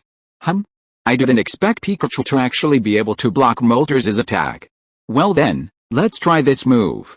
Molters, use Flamethrower. Seeing that the fiery vortex, while fast, lacked power and couldn't defeat Pikachu, Samurhench changed tactics again. You can dodge Flamethrower, you can block Flame Vortex, but what about Flamethrower? This move is arguably one of the most powerful fire-type moves. Not only is its power immense, but its range far surpasses Flamethrower. Its only weakness is that it's much slower to unleash than Flamethrower. However, Pikachu, Having been forced into a corner by flamethrower before its escape, doesn't believe it can dodge flamethrower. Boo, a loud cry rang out. Moltres then rapidly flapped its enormous wings. With its burning wings, flames gathered in front of it, slowly forming the character, Big. This was flamethrower, one of the most powerful fire-type moves. Whoosh, finally, the fully formed flamethrower was launched by Moltres, striking Pikachu squarely. Pikachu. Use electric ball. Seeing Pikachu's thunderbolt block Moltres' previous attack, Ash's confidence soared. Although the fire blast seemed incredibly powerful, Pikachu's electric ball was no pushover either. Ash was confident Pikachu could block it. Pika, whether electric ball could block the fire blast, Mu Chen had no idea. However, he wasn't going to continue to tough it out. He'd already taken the blast, and the aftershock had sent him flying several meters. If it happened again, wouldn't he be blasted out of the arena? Although the arena was much wider than the previous league tournament, being blasted out would still result in defeat. Mu Chen didn't want to lose so inexplicably. Therefore, Mu Chen's choice was quick attack. Your fire blast is indeed incredibly powerful, with a vast attack range. But it's not weak. Your big flare attack, it's a big character. If it were a densely packed character like Solid, Mu Chen wouldn't have had much of a solution. But this big character. What? This is possible. The confident Samaranch's face was now filled with astonishment. This is ridiculous. You can actually dodge the attack by passing under the big character of the flare? How can you be so confident? You know, most Pokémon would be completely panicked when faced with Moltres' flare attack. The only thing they can do is run for their lives. But who would have thought that Pikachu would go against the current in charge straight at the flare? Samaranch was originally waiting to see Pikachu charge, expecting to see a joke. However, the final result almost made Samaranch's jaw drop. This Pikachu is really troublesome. Pikachu, having successfully dodged the flare, Mu Chen's figure didn't stop, and he continued to run at high speed. Damn it, you've been attacking the whole time, now it's my turn, right? Even if your Moltres is incredibly powerful. I don't believe I can't take you down with electric ball. Moltres is a fire-flying type, naturally countered by Pikachu's electric type. Zzz. As Mu Chen ran, he used charge. Electricity began to flicker on Mu Chen's cheeks. Not good. Moltres, use whirlwind to interrupt Pikachu's acceleration and charging. Samaranch wasn't stupid. He had watched many of Ash's battle videos. Pikachu's electric ball attack after charging had left a very deep impression on him.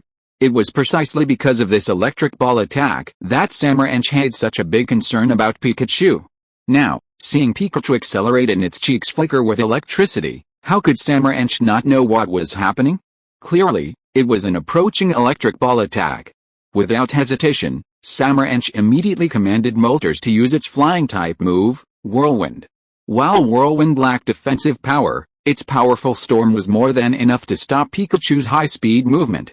Slowing Pikachu down would significantly reduce the power of electric ball. Boo, a cry rang out from Moltres' beak. After the cry, Moltres rapidly flapped its wings, unleashing gusts of wind that swept towards the still-running Pikachu. Whoosh whoosh, the gusts of wind disrupted Mu Chen's rhythm. Pikachu, holy crap. This was the first time Mu Chen's high-speed run had been interrupted by a non-offensive move. Caught in the whirlwind, Mu Chen found it increasingly difficult to control his body, let alone run at high speed. Ha ha ha. Very good. Moltres, keep blowing. Blow harder. Seeing Pikachu's small figure struggling in the gale, Samaranch's eyes lit up. That's right. Why didn't I think of that before? With Pikachu's tiny body, what kind of skill-based battle could I possibly have with it? Just a powerful gust of wind, and it'd be blown away. This championship battle has a ring. If it gets blown off the ring, wouldn't Pikachu lose? Boo, receiving Samaranch's command, Moltres flapped its wings even faster. Clearly, this big guy was also in a state of excitement. Gusts of wind whipped up wildly across the arena, and Mu Chen was now completely caught in a dilemma. Chapter 366 We are the champions. Pikachu, hang in there. Seeing Pikachu struggling against the gale, Ash wished he could rush in and shield it from the wind. However, this was a battle between Pokémon, and Ash could only watch from the sidelines. Pika, damn it, easier said than done. Hang in there. How am I supposed to hang in there? Look at my size and weight, you don't even know the difference in strength between us. Why is the wind so strong?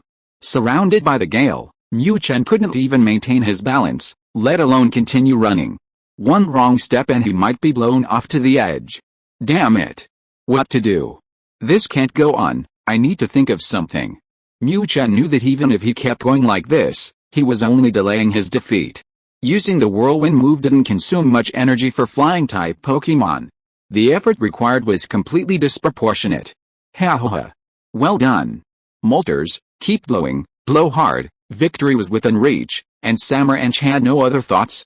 Facing this incredibly fast Pikachu, Samaranch's only thought was to blow it far out of the arena. Regardless of how impressive the victory was, at least he had won, right? Samaranch was excited, Ash and Misty were tense and anxious, while Lance, who was silently watching from the sidelines, was also pondering. Now it seemed that this Pikachu wasn't so difficult to deal with after all. Why hadn't he thought of that before? Using the size of the Pokémon to directly pressure it with such a wide-range move. No matter how fast or agile this Pikachu was, it was still just a Pikachu, and its inherent size limitations were there. If he had used a move like Tornado with Dragonite last time, wouldn't he have been able to defeat it easily? At this moment, a sense of regret rose in Lance's heart. Of course, this didn't mean he regretted recruiting Ash. What frustrated Lance was how humiliatingly he had lost. As the strongest Elite Four member, Lance still valued his pride. No matter what class of Dragonite he sent out, it was still a pseudo-legendary Dragonite. In the end, he had become someone else's stepping stone, which was incredibly hurtful. Unfortunately, it was too late. Lance could only bury his frustration deep inside and maintain his aloof demeanor. Pikachu. Pikachu. Others thought Mu Chen was finished, but he would never give up. Giving up meant mission failure, and mission failure meant death. A bright future awaited him. How could Mu Chen willingly give up? Damn it. He'd fight. Since he couldn't withstand this raging wind, then let it blow him away. Yes, Mu Chen's final strategy was to let the wind batter him. He even activated high-speed movement, using the wind to increase his speed. As long as he stayed at the edge of the arena and didn't get blown away, he still had hope. Now, all Mu Chen had to do was accelerate under the raging wind, running with the wind to increase his speed even faster, and finally unleash the fully charged electric ball. As Mu Chen moved, the spectators on the sidelines immediately noticed that Pikachu had changed. It was no longer fighting the wind head-on, but instead using its momentum to run with the wind. Driven by the wind, Pikachu's figure grew faster and faster until it transformed into Golden Lightning Bolt. Not good. Moltres, stop the whirlwind and use Flamethrower. Seeing Pikachu actually using its whirlwind, Samaranch immediately reacted. Holy crap. This Pikachu is so smart? Does this mean I'm helping it accelerate? This thing is already fast enough. Now that I'm giving it an extra boost, won't the electric ball's power be heaven-defying? However, Samaranch realized it was a step too late. Pikachu, running around the edge of the arena, Mu Chen's speed had already reached its limit. Now, it was time for Mu Chen to unleash his counterattack. Without a word, Mu Chen unleashed a quick attack into the air. Pikachu leaped high into the air, then suddenly flipped its body. Immediately, the electric energy gathered on its lightning-shaped tail was unleashed, striking Moltres fiercely in mid-air.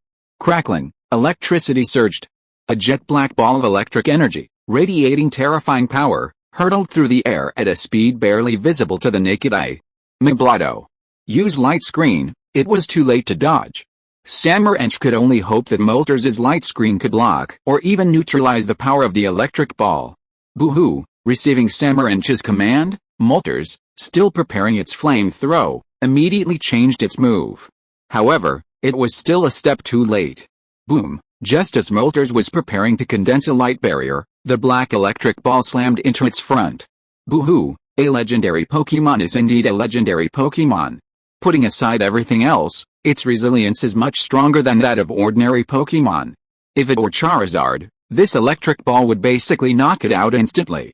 However, this is Moltres. So under the bombardment of this super electric ball, it still let out a painful cry. But it didn't give up. That was all Moltres could do. After the cry, Moltres' huge body fell heavily from the sky, crashing directly into the center of the arena.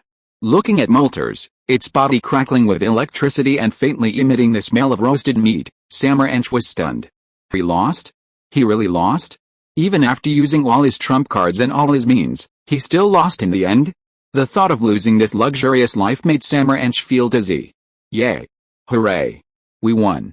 Pikachu! We won! We're the champions. Unlike Samaranch, Ash had already excitedly rushed onto the field, tightly hugging the exhausted Pikachu in his arms. Champion! His childhood dream had finally come true. Pika, so what if you're a champion? Why are you so excited? You didn't even win. You're such a freeloader. Looking at the excited Ash, Mu Chen rolled his eyes repeatedly. I'm too lazy to deal with you. System, come out here. Have I completed my mission? Where's the reward? Hurry up, give me the reward. I want to become human again. I want to seduce Misty. Chapter 367 Mu Chen's Frenzy. Ding ding, main quest completed, reward issued, please check. With the system's cold electronic voice ringing out, Mu Chen finally received the reward he'd been dreaming of, a beginner Pikachu. Although Mu Chen didn't know what this thing did, since it was called a god, it couldn't be just any ordinary Pokémon, right? This main quest had taken him a whole year, and Mu Chen felt it would be a shame not to give him something substantial. Ding ding, congratulations to the host for obtaining the beginner Pikachu aptitude. All of the host's base stats have increased by 10 points, the Mu Gene's boost ability has changed to an 8% boost to all stats, and the host can use the Mu Gene's attached functions. Finally, as Mu Chen had been anticipating, the detailed description of this beginner Pikachu appeared. All base stats increased by 10 points? That wasn't much. Previously, Mu Chen's base stats were 435, now, with all plus 10, that meant Mu Chen's current base stats were 495, which was already at the level of mainstream Pokémon, not much different from the starter Pokémon. Of course, that wasn't the most important thing. What Mu Chen cared about most was the amplification of the Dream Gene. Previously it was 5%, now it had increased to 8%, a considerable improvement. And, most importantly, Mu Chen could use the ability attached to the Dream Gene, transformation. Pikachu, transform. Transform. I can finally become human. Misty, just you wait. Just wait to face the gale. At this moment, Mu Chen longed for the night to arrive. He couldn't just magically transform into a human in broad daylight. Besides, it wasn't suitable for him to take advantage of her in broad daylight, was it? Ignoring Ash, who was still excitedly running around the arena, Mu Chen leaped out of Ash's arms and ran towards Misty. Seriously? Who the hell wants to celebrate with you like that? Isn't my Misty better? Celebrations, the handover ceremony, the champion's coronation, these were all essential procedures. Mu Chen naturally had no interest in these things whatsoever. Even if Hanako herself came all the way from Pallet Town, even though she was dressed more lightly than usual. At this moment, the only thing on Mu Chen's mind was his transformation technique. He forced himself to endure until nightfall, but Mu Chen declared he couldn't hold back any longer. System. Transform. Hurry up. It's freezing. I need to transform. I need to seduce Misty. Ding ding. Dream Gene activated, transformation technique initiated. Please note, host, you are currently in the initial Pikachu state. Transformation duration is only 5 minutes each time, with a 24-hour cooldown. What?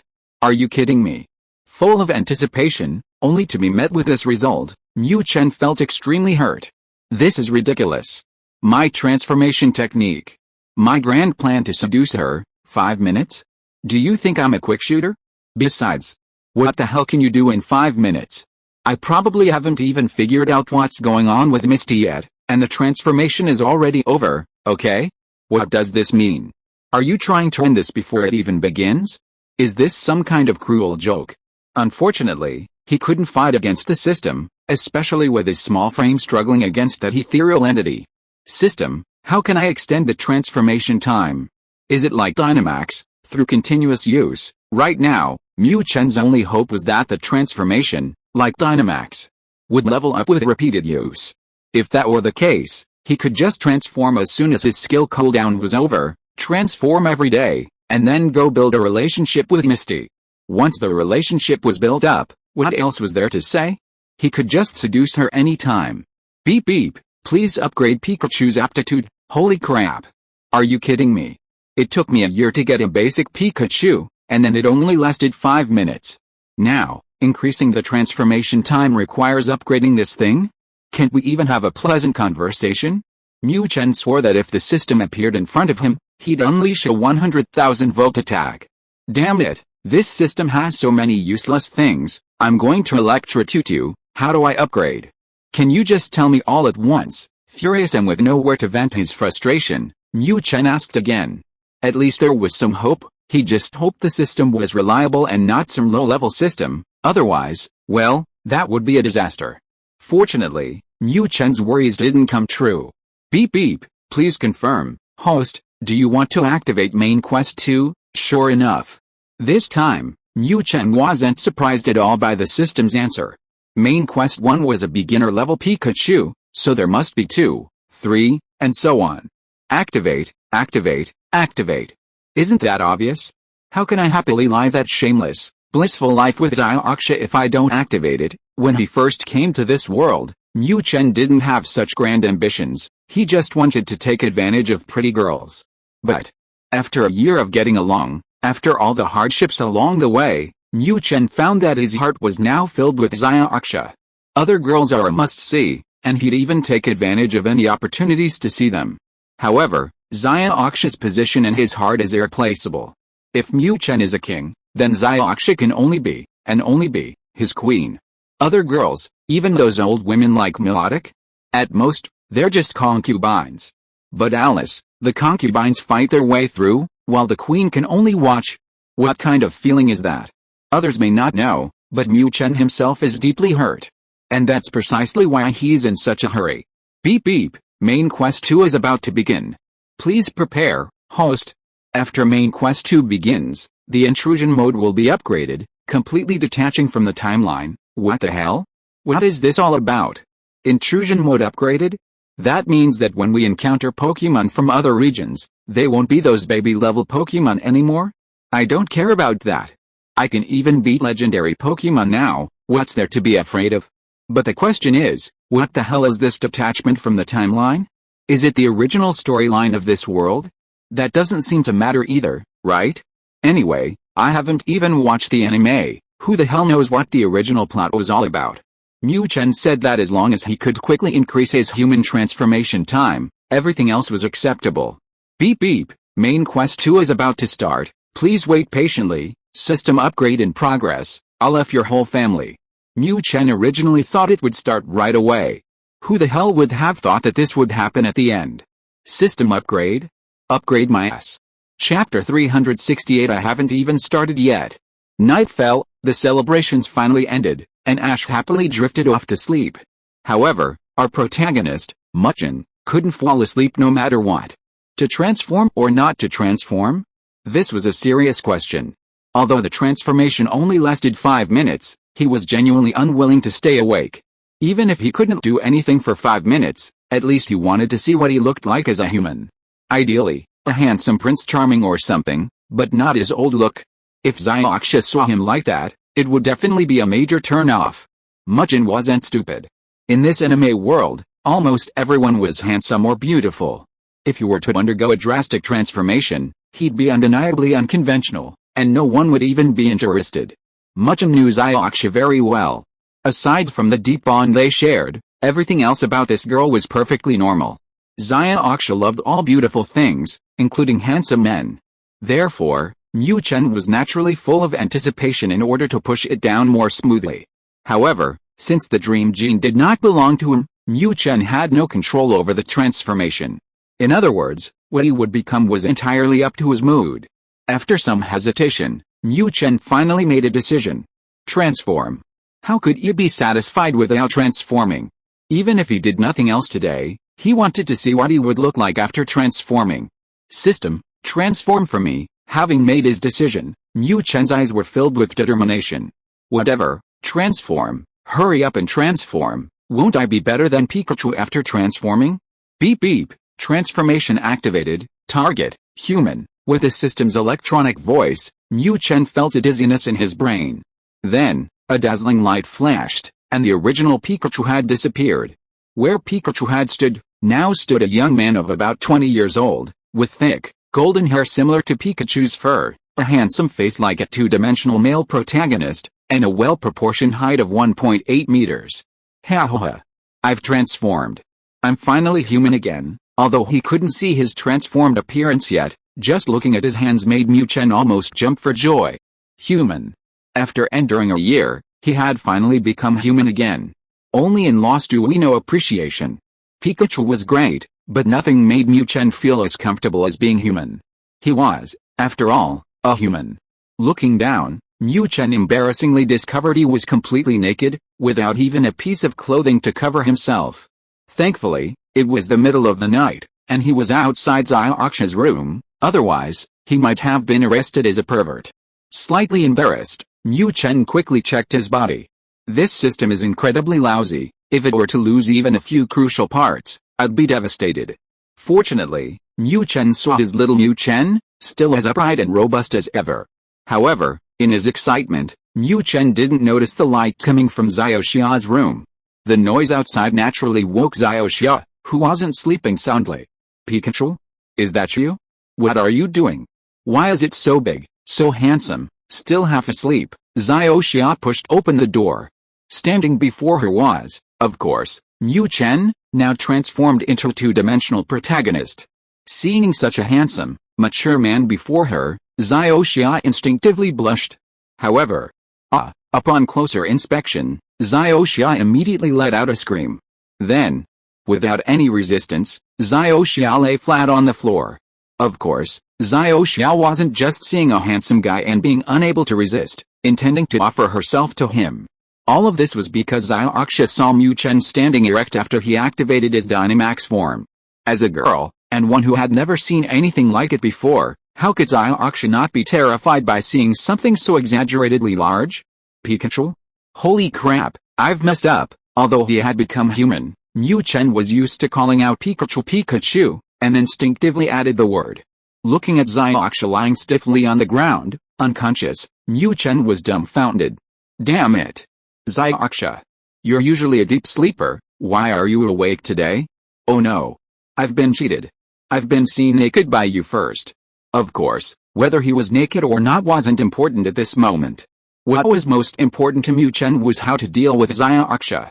Should he rush up and take her down? Or rush up and take her down?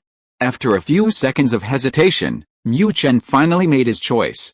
Anyway, Xiaoxia is my chosen girl. So what's the difference between getting her sooner or later?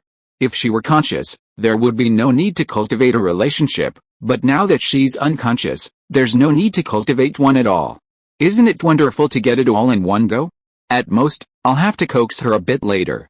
However, in his excitement, Mu Chen forgot about the time limit of his transformation. There was less than a minute left before he finished this enjoyable transformation. He had just carried Xiaoxia into the house, just closed the door, and just stretched out his human-like hands when Mu Chen sadly discovered that those hands had turned back into those furry little hands. Pikachu, damn it! Did it have to be this fast? Is it really over before it even started? Looking at the unconscious Xiaoxia and his furry little hands, Mu Chen wanted to cry but had no tears. Huh? Pikachu? How did I get in here? Where's that handsome guy? Oh my god. That guy's a pervert. Just as Mu Chen was struggling with this, Xiaoxia gradually woke up. The moment she opened her eyes, she saw Pikachu with a distressed expression. Being unconscious wasn't amnesia, so Xiaoxia naturally remembered everything that had happened before she lost consciousness. Thinking of that handsome guy, Xiaoxia's pretty face flushed slightly. He really was too handsome. However, when Xiaoxia recalled what happened next, she felt nauseous. What a waste of such a handsome face. How could you be so disgusting? She's still a little girl. Even just thinking about that terrifying little Mu Chen sent chills down Xiaoxia's spine. So this is how scary human men are. Now, looking at him, Pikachu is much better. Pika Pika, exhausted, Mu Chen had no mood to explain to Xiaoxia's question. Damn it, this is my first time. It hasn't even started yet. Chapter 369. Xia was stunned. Pikachu, please don't wander around at night. Okay, after the scare last night, Xiaoxia was increasingly frightened. She seemed to be at the League's Indigo Plateau headquarters, right? How did that pervert get to her door? He wasn't wearing anything. How could the League guards let him in so easily? Even during the day's celebrations, Zaya Aksha was distracted because of what happened last night. Ash becoming the champion wasn't enough for a day of celebration, but Zaya Aksha was restless. What if that pervert came again tonight? Zaya Aksha felt she was still just a little girl, she couldn't handle it. Therefore, in this crisis, Zaya Aksha could only rely on Pikachu. Pika Pika, don't worry, I'll be with you, and I'll give you a big surprise. Mu Chen, of course, unconditionally agreed to Zaya Aksha's request. This was his girl, of course, he had to protect her. Even now, with no main quest to complete, Mu Chen was considering abandoning that idiot Ash. If it weren't for those melodic women, and if it weren't for the fact that the upgraded system was trying to trick him, Mu Chen was certain he would never have taken his Pokeball from Ash. I knew you were the best to me, Pikachu. Zaya Aksha was naturally overjoyed to receive Mu Chen's affirmation. It was truly a pity. Why did her first love end up with a Pikachu? Looking at the Pikachu in her arms, Zaya Aksha vaguely recalled the handsome guy from last night. If Pikachu were human, would it be that handsome? Of course, Zaya Aksha didn't know that her question would soon be answered. At midnight, Zaya Aksha was fast asleep. But just as she was sound asleep, she suddenly felt something pushing her. Huh? What's wrong? Pikachu, what are you doing? Seeing Pikachu constantly pushing her, Zaya Aksha was completely bewildered. What's going on? Why are you making a fuss in the middle of the night instead of sleeping? If you want to take advantage, go do it yourself. What, do you expect me to interact with you? As their bond deepened and their feelings intensified, Zaya Aksha had become completely immune to Pikachu's unwanted advances. As long as it wasn't in crowded places, as long as it wasn't a place where others might see them, Zaya Aksha said she didn't care at all. However, this was the first time she'd been woken up in the middle of the night, and Zaya Aksha couldn't understand it at all. Could it be? That pervert is here again? Suddenly, Zaya Aksha seemed to realize something. Yes. That's right, it must be that pervert again, otherwise why would Pikachu wake her up? Thinking of this, Zaya Aksha immediately rolled over and pulled her pajamas tighter. Although Pikachu was right beside her, Zaya Aksha still felt a lingering fear when she thought of the terrifying Mu Chen. Pikachu, awake? What's wrong with you? What are you afraid of? Am I going to just push you down or something? Mu Chen woke Zaya Aksha up so she could see his transformation. Only then could he avoid misunderstandings, right? Mu Chen wasn't some idle drama male lead, he was too lazy to play those melodramatic games. It would be ridiculous if he ended up being cuckolded in the end. Therefore, Mu Chen was very straightforward and prepared to directly demonstrate his transformation technique to Zaya Aksha. Pikachu, is that pervert here again? If he comes, shock him hard. Don't let him linger outside our door. Zaya Aksha, of course, had no idea what Mu Chen was thinking. Confirming her guess, Zaya Aksha quickly instructed Pikachu. When facing danger, only Pikachu could give her a sense of security. Anyway, this bastard has already taken all the benefits for her, so who else is going to take responsibility if not her? Pikachu, however, all Zaya Aksha got in return was a glare from Mu Chen. A powerful shock? I could use all my might, but I couldn't even shock myself. Alright, stop dawdling, time is limited, hurry up and transform. Now that you can talk, who wants to deal with that nonsense? Mu Chen was too lazy to waste words and silently activated the transformation again. Bang! The same dazzling light as last night appeared again. Zaya Aksha was stunned. What's going on? What is Pikachu doing? Why is it suddenly emitting a dazzling light? Could it be that this guy is about to evolve?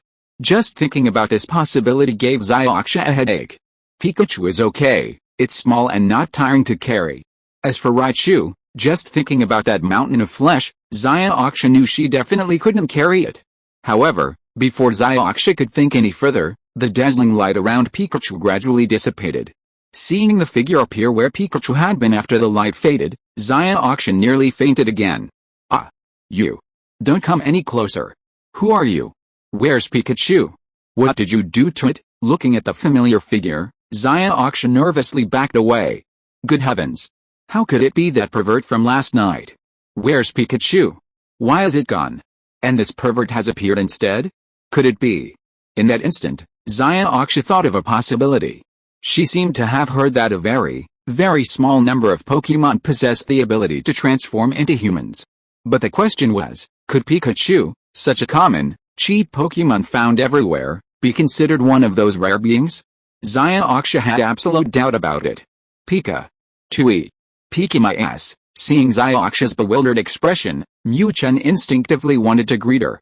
However, what came out was the same embarrassing Pika. You're really Pikachu. Hearing this guy's familiar cry, Zaya-Aksha's pretty face was instantly filled with surprise. In her astonishment, she even forgot to pay attention to the little Mu Chen who terrified her. She rolled her eyes again. Pikachu, of course. Who else could it be but me? Mu Chen was quite hurt by this habit of always saying Pikachu. Oh my god. What's going on? You've turned into a human? Then that pervert from last night, was it you? Looking at the blonde handsome guy in front of her, Zaya-Aksha still couldn't believe her eyes.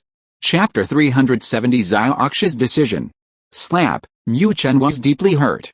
He had imagined Zaya-Aksha would be overjoyed to see him transformed into a human, throwing herself into his arms, offering herself to him. However, reality was cruel. Faced with a bewildered Zaya-Aksha, Mu Chen naturally boasted with unbridled pride. But after explaining himself to her, he wasn't greeted with the imagined beauty, but rather a slap across the face. Pikachu. I don't care why you can turn into a human. But get out of here right now. You disgust me. Clearly, Mu Chen had forgotten his current appearance in his ecstasy. While his face was quite handsome and his physique decent, his erect penis completely betrayed his true intentions. In just 5 minutes, Mu Chen hadn't even had time to do anything. He hadn't even had a chance to tell Zaya-Aksha his real name before this angry and embarrassed girl kicked him out. The autumn wind rustled. Standing in the cold wind, hugging his arms, Mu Chen suddenly missed his own furry coat. This is freezing. Unfortunately, Zaya-Aksha was on the verge of exploding, and even if Mu Chen had 2 lives, he wouldn't dare go in and provoke her. Mu Chen knew he'd acted too suddenly this time. Looks like he needs to give this little girl some time to adjust. After struggling through the final minute or so of the transformation, Mu Chen was finally free. Pikachu, damn it. Although Pikachu couldn't speak or do many of the more interesting things in this form, it was still warm enough when Zaya-Aksha kicked it out, wasn't it? Curled up in a ball, Mu Chen sadly and lonely fell into deep sleep. However, he didn't know that inside the house, Zaya-Aksha, who had been frightened by him, couldn't sleep. Oh my god. Pikachu actually turned into a human? This was the most unacceptable thing for Zaya-Aksha. Although Zaya-Aksha and Pikachu shared a deep bond, and she had long been prepared to spend her life with this rascal in this ambiguous relationship, Zaya-Aksha had even fantasized more than once about what it would be like if this little rascal could become human, so that she could truly be with him and have a passionate romance. However, this was just a girlish fantasy. Zaya-Aksha wasn't stupid. Pikachu was a Pokémon, and a common one at that. How could it possibly transform into a human like those legendary creatures? This kind of wishful thinking only occasionally appeared in Zaya-Aksha's mind before slowly fading away. However, just today, Zaya-Aksha's wishful thinking came true. But because it was so sudden, Zaya-Aksha said her fragile little heart simply couldn't accept it. This rascal. Pikachu was already so, what if it became human? What am I supposed to do? At this moment, Zaya-Aksha had absolutely no idea how to face Pikachu. Should she still treat it as a Pokémon, as her guardian? Or perhaps... Thinking of this, Zaya-Aksha's pretty face flushed again. Which girl doesn't dream of love? Which girl doesn't long to meet her destined prince? However, because of Pikachu's appearance, and because of the bond they formed over the past year, Zaya-Aksha had long since given up on that idea. For the rest of her life, she could only be Pikachu. But then, disgusting thing, her face, which had been flushed, turned red with anger when she thought of Pikachu's erect weapon. This disgusting thing. How dare it use a weapon against me? Although Zaya-Aksha hadn't experienced matters of the heart, she wasn't some clueless idiot. How could she not know what Pikachu's weapon represented? The thought of that thing actually using a weapon against her made Zaya-Aksha panic. What to do? What would she do next? She had witnessed Pikachu transform into a human with her own eyes, there was no faking it. If he suddenly turned into a human while she was sleeping at night, the thought of those terrifying hidden weapons sent chills down Zaya-Aksha's spine. No. I absolutely don't want to.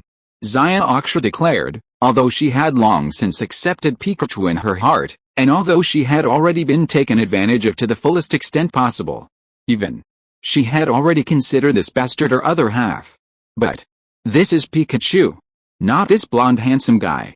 The blonde handsome guy is nice, much more reliable than Pikachu, and she wouldn't have to endure other people's strange looks. But the problem is, she hasn't even developed feelings for him yet.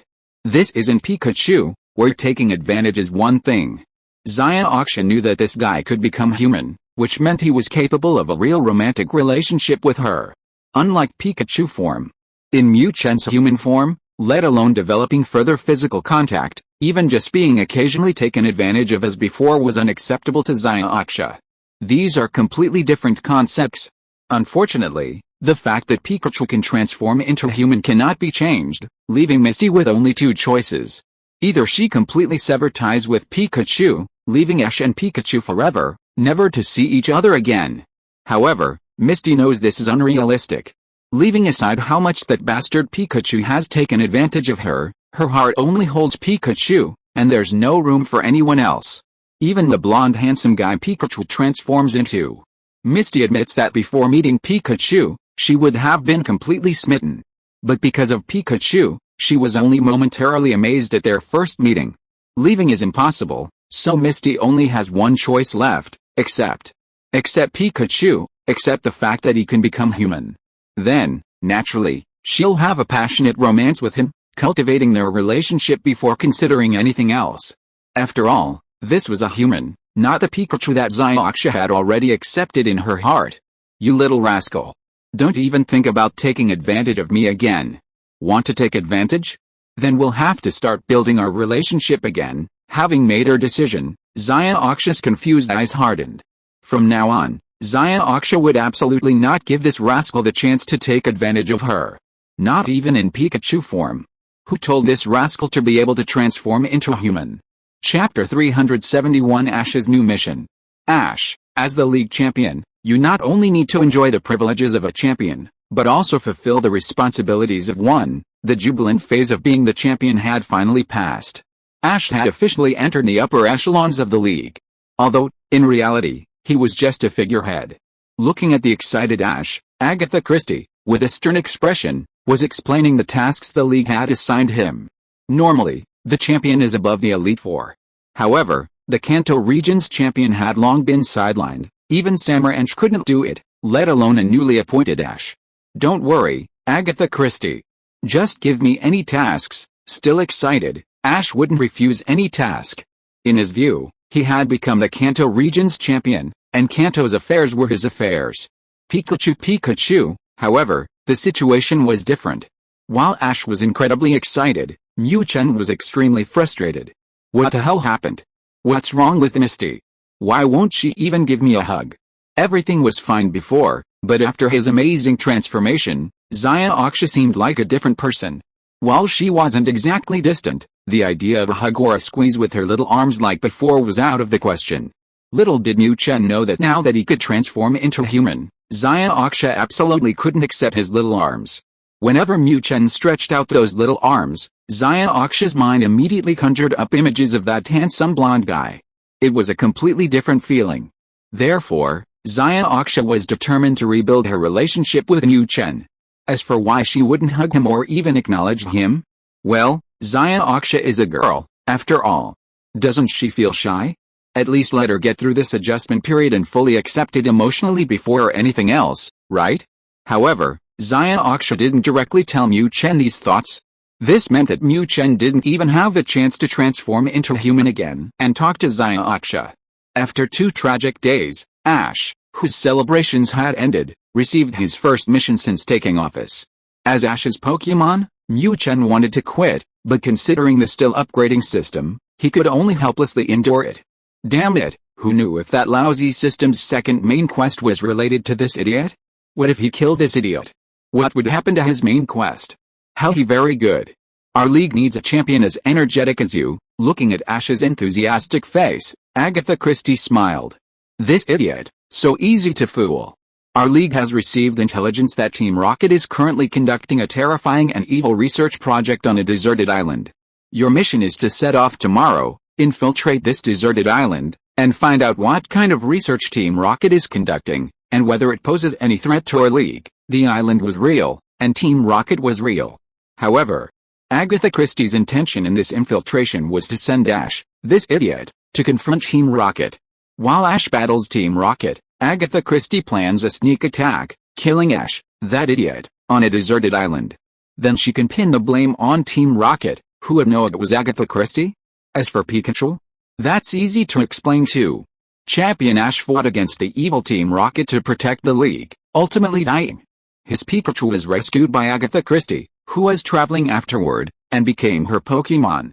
This plan is flawless. Agatha Christie is 100% confident she can kill Ash and capture Pikachu. However, this old woman doesn't know that Pikachu's intelligence far exceeds her imagination. In her mind, no matter how smart Pikachu is, it's just a Pokémon. Having lost its trainer, she can easily capture it with careful care. Even if that doesn't work, how long can Pikachu withstand her forceful methods? Don't worry, Agatha, it's tomorrow, right? Leave it to me. Ash was even more excited after receiving the mission. He might hesitate to deal with others, but dealing with Team Rocket? Ash was absolutely duty-bound to do it. After all, Ash had been attacked by Team Rocket countless times during his year-long journey. He harbored deep hatred for them. However, Ash and Agatha didn't notice the sudden chill in the eyes of Pikachu, who had been listlessly perched on Ash's shoulder. A deserted island? Team Rocket? Go to hell. You old hag, you're just trying to fool this idiot Ash. Do you think I don't know what you're up to? Mu Chen knew perfectly well that Agatha had always harbored ulterior motives towards him. His hidden mission was still pending. Agatha had specifically asked Ash to come out and give him this mission. It was clearly a ploy to use him as a tool to kill someone. Mu Chen wasn't stupid. He'd already guessed the old woman's intentions the moment she said that. Clearly, she planned to ambush Ash. But hey, Ash might call himself an idiot and not know, but I know. Ambush? Bring it on. Let's see who ends up dead. Mu Chen was confident that if she dared to show herself, he wouldn't give her a chance to escape. Even before the main quest was complete, Mu Chen wasn't afraid of her. Now that the main quest was finished, his strength had greatly increased. If Mu Chen's previous strength was comparable to a champion, now he was in the upper middle tier, or even the upper tier, of champion-level Pokémon. Except for those exceptionally powerful Pokémon, Mu Chen truly feared no one. A mere Akiko? I'll electrocute her. After saying goodbye to Akiko, Mu Chen, abandoned by Misty, naturally had no choice but to return with Ash.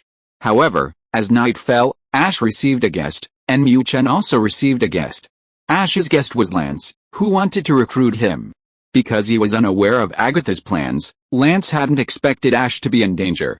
Therefore, Lance came to recruit Ash before he left. As for the guest that Mu Chen welcomed, his level wasn't much lower than Lance's. Looking at the bespectacled Lorelei in front of him, Mu Chen forcibly suppressed his desire to transform into a human and push her down. If you are listening to this novel on a channel other than Fanfic World, it means it was downloaded and re-uploaded without effort.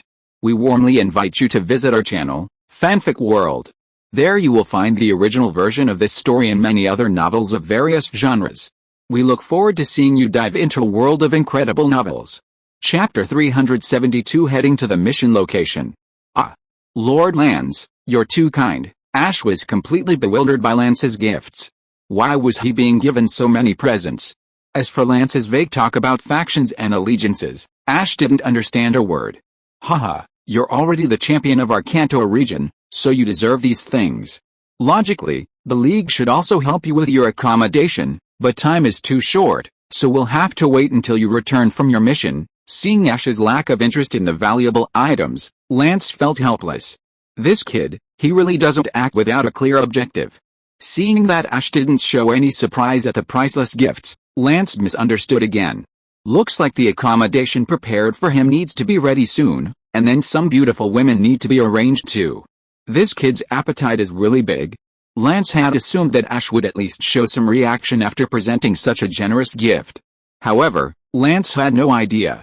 Ash, that simpleton, was only interested in Pokémon and had absolutely no interest in anything else. He had no idea of the value of the items Lance had given him. Giving such things to someone who knew nothing about luxury goods was no different from giving ordinary everyday items. In Ash's eyes, Lance was simply following the rules of the Pokémon League. But how could he possibly know the true value of these rare and coveted luxury items? Just as Lance was retreating, Mu Chen, guided by Lorelei, arrived at a secluded room. You don't need to be so wary. Didn't we have a pleasant chat last time? Lorelei giggled, looking at the wary Pikachu. Her judgment had been correct. This Pikachu hadn't disappointed her. Now, Ash has become the true champion of the Kanto region, and has entered the upper echelons of the league. This is naturally an opportunity that Lorelei, who desperately needs an ally, will not let slip. Even if Ash can't help her expand her power and increase her influence, as long as the two of them form an alliance, they can support each other, right? Under the pressure from Lance and Agatha Christie, Lorelei is unwilling to have all her power taken away and become a mere figurehead champion. Therefore, establishing a good relationship with Ash and eventually forming an alliance is extremely urgent for Lorelei. Pikachu, seeing Lorelei's attitude, Mu Chen knew that what this woman said was probably true. However, damn it, why would I willingly deliver a message for you if I don't take advantage of it? Besides, didn't this woman Lorelei say last time that as long as that idiot Ash wins the championship, and he helps her forge an alliance between the two of them, then she would be willing to let him take advantage of her? Now, it's time for me to collect the interest. Although Mu Chen didn't intend to transform in front of Lorelei and reveal his trump card, he still thought it would be fun to pounce on her in Pikachu form and take advantage of her. Besides, he was feeling a bit annoyed by Misty right now, so he figured he could fill the void in his heart with Pikachu. The night passed quickly amidst Mu Chen's excitement, Ash's confusion, and Lance's frustration. Upon waking again, Mu Chen naturally decided to go with Ash to the deserted island where Team Rocket was located. He was quite skeptical about whether Team Rocket was actually there. For him, the real target of his suspicion was that old woman, Agatha Christie.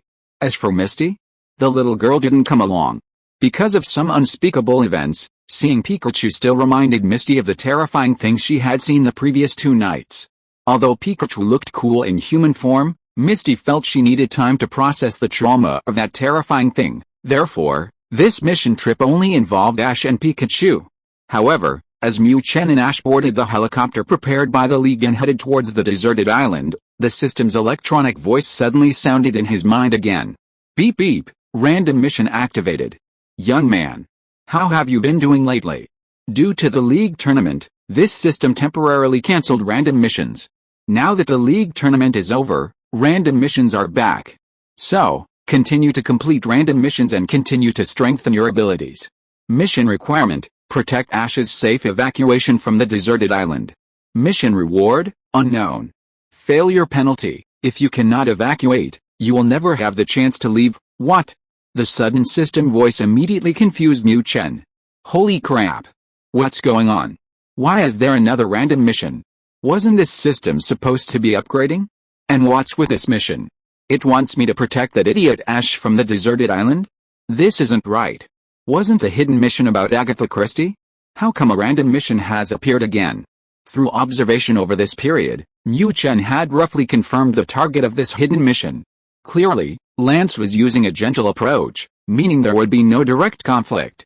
Therefore, the only target for this mission was that old woman, Kikuko. But the problem wasn't Kikuko the one they needed to guard against on that deserted island? Could it be? At this moment, Mu Chen vaguely grasped something.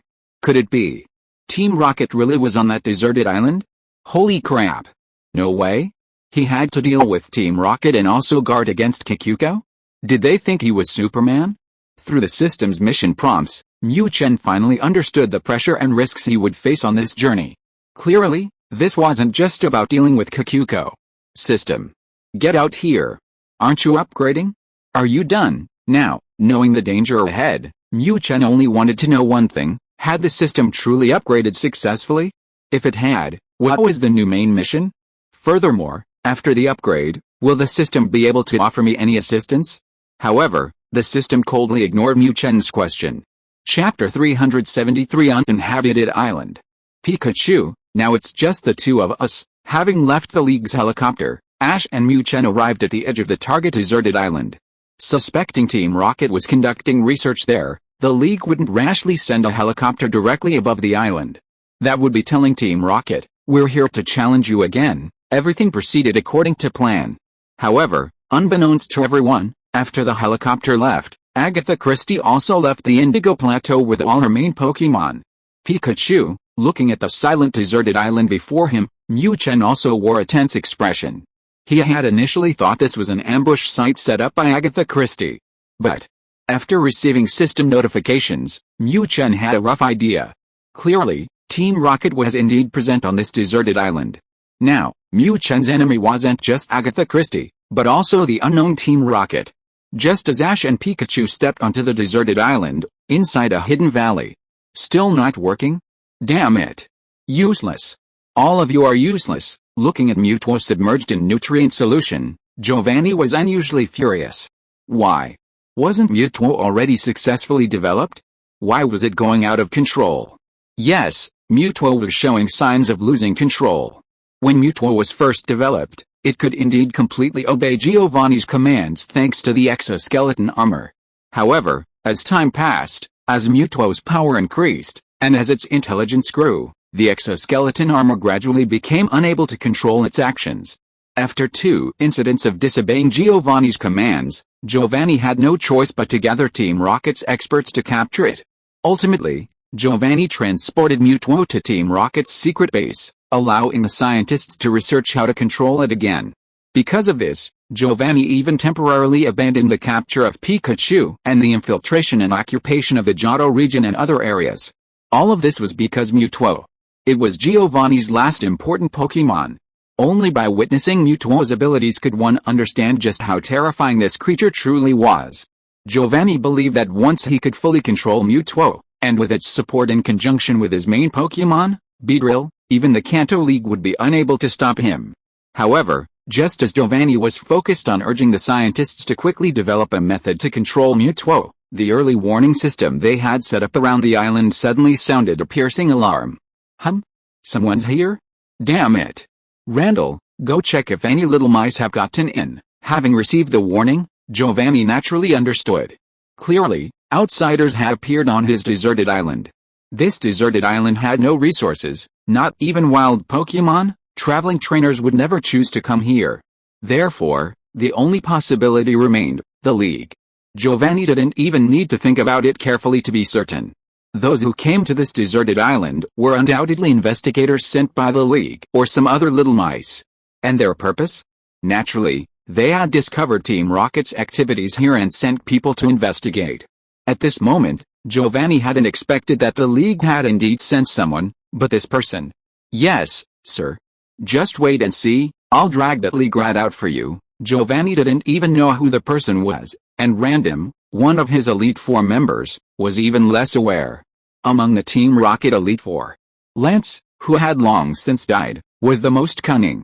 This Random, however, was the most rugged, similar to the League's fighting king, Sheba, a battle maniac who was single-mindedly devoted to fighting. As for the remaining 2 Elite Four members, Apollo was the strongest, even said to be able to withstand Lance without being defeated. And the last one, Athena? Although she was the only female Elite Four member of Team Rocket, she was also the most mysterious. In other words, she was a hardcore homebody, spending her days guarding Team Rocket's base in Celadon City, and few people heard anything about her. Even within the League, information about Athena was the scarcest. And now, Ash was about to face this Random, known for his violence. Of course, Ash and Mu Chen were still completely unaware of all this. Pidgeotto, come out. Search the island and see if there's anything special here. The island wasn't large, but it certainly wasn't small either. If Ash were to explore the entire island on foot, it would take at least 1 or 2 days. As a flying-type Pokémon, Pidgeotto naturally had its own unique advantages. With a flap of its wings, Pidgeotto instantly disappeared into the sky. Pikachu, let's search over there. Watching Pidgeotto disappear into the distance, Ash chose another direction. As a newly crowned League champion, Ash's sense of responsibility and mission was extremely strong. Pikachu, Mu Chen, of course, had no objections to Ash's request. Anyway, his legs were on this goofy guy's body, and he wasn't moving around much on his shoulder, so he could go wherever he wanted. Mu Chen appeared listless on the surface, but only he knew that he was on high alert inside. It would have been better if there hadn't been a system mission, but since one had been given, and the punishment was so severe, it was clear this island adventure wouldn't be smooth sailing. However, What Mu Chen hadn't expected was the sudden appearance of the enemy. Beep. Beep. Before they'd gone far, Pidgey's pitiful scream echoed from midair. Drawn by the sound, Mu Chen and Ash quickly turned to look. There they saw Pidgey, looking like a plucked rooster, desperately fleeing towards Ash.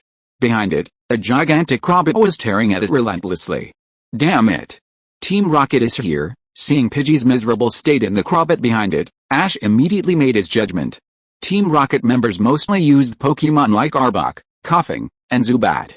Seeing such a gigantic Crobat on this deserted island was undoubtedly a Team Rocket member.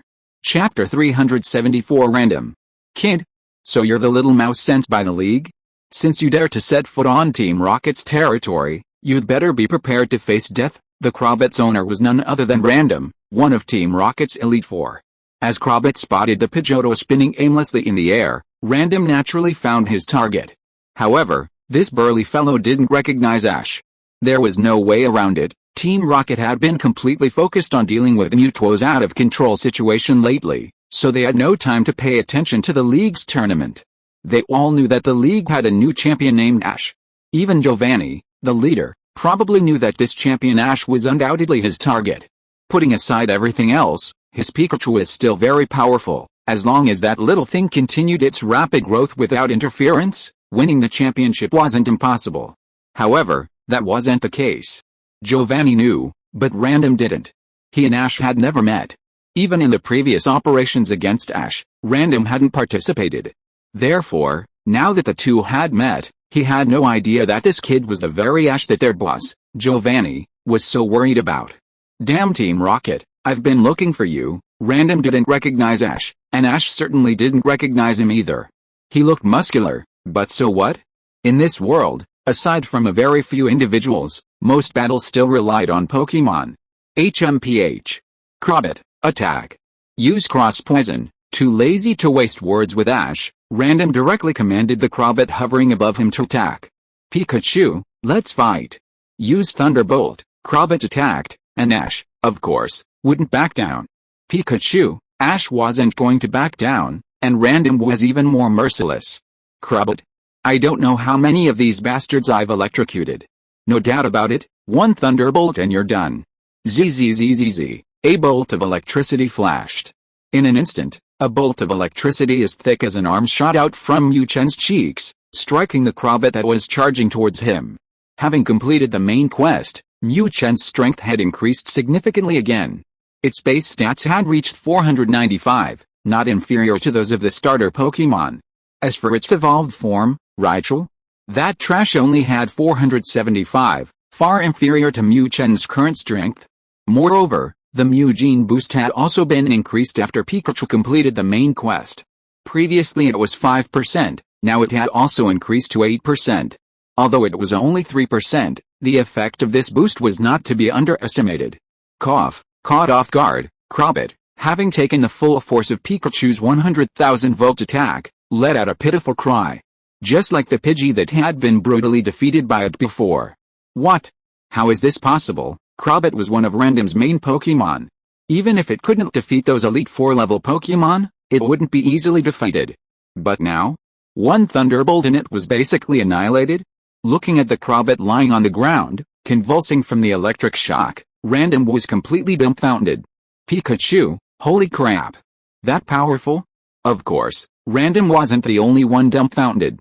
Mu Chen, one of the parties involved, was equally dumbfounded. Damn. Isn't this a bit exaggerated?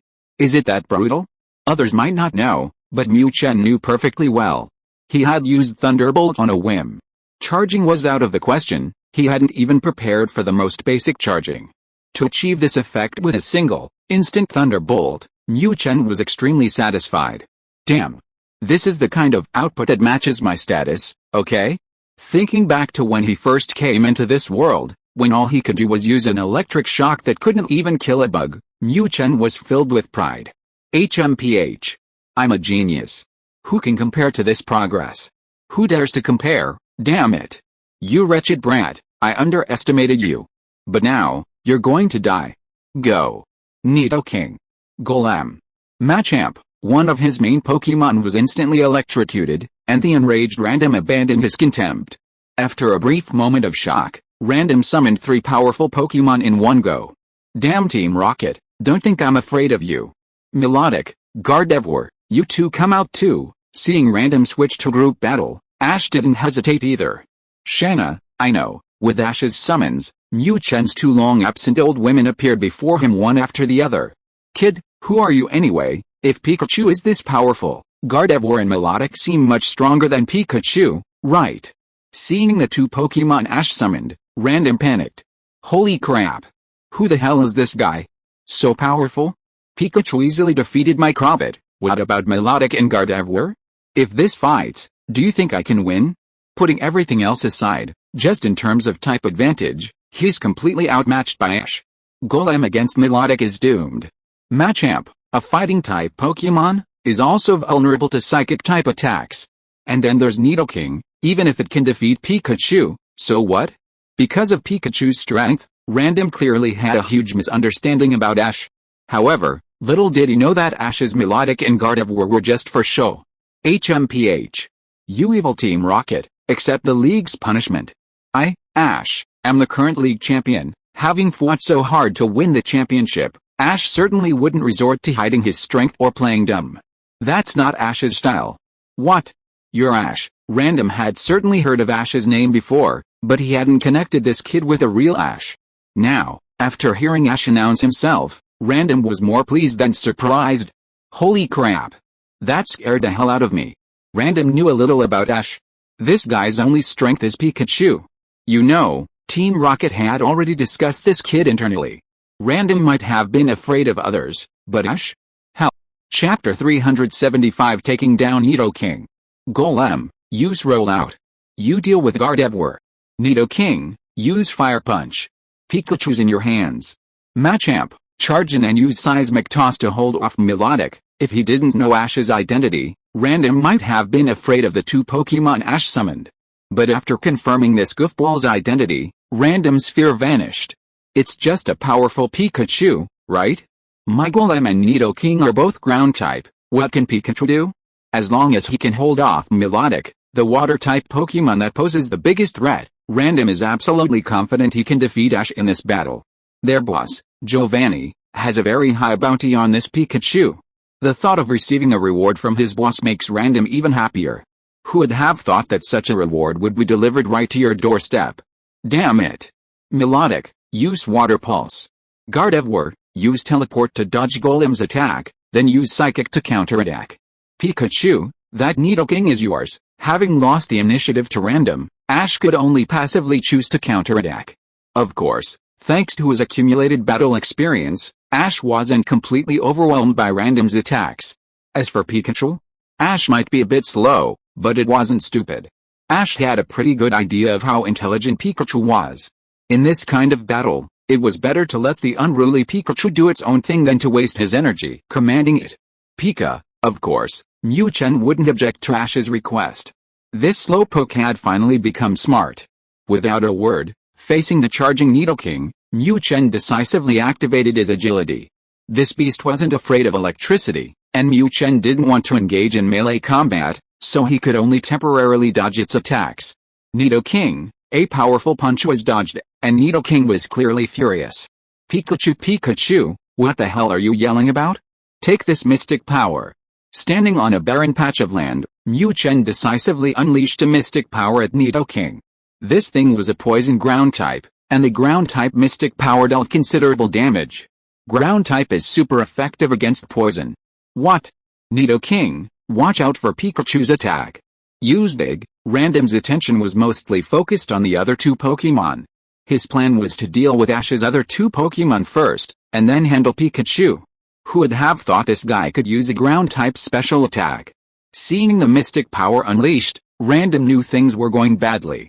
If Nidoking were to lose, the consequences for him would be enormous.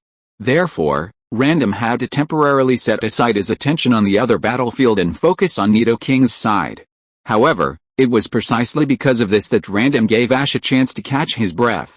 Melodic and Gardevoir, while not weak, depended on their opponents. With their current strength, they were still a level below Random's Elite 4-level main Pokemon. Nidoking, receiving its trainer's command, Nidoking changed its previous silly appearance. Its massive body instantly flipped over, digging furiously into the ground. In a moment, it disappeared from Mu Chen's sight. Pikachu, holy crap! You can do that? Seeing his mysterious power hit nothing, Mu Chen was completely dumbfounded. Damn! Can you dodge skills like that? System, come out here. I want to learn Dig too. Suddenly, Mu Chen realized that if Dig is used well, it can be very stylish. Learning how to dig is a matter for later. Right now, Mu Chen's priority is to subdue this Nidoking that can dig. HMPH. You think you can burrow? Well, let's see how you get out. Without any hesitation, Mu Chen used a shadow clone jutsu with the aid of high-speed movement. This bastard, once it emerges from the ground, will inevitably seek out a target to ambush. And its target can only be himself. Standing there dumbfounded, waiting for an attack, is not in Mu Chen's nature. With over 10 shadow clone jutsu appearing, all moving in perfect unison, Mu Chen wanted to see which target Nidoking would attack. Damn it! What the hell is this? Random had certainly seen shadow clone jutsu before.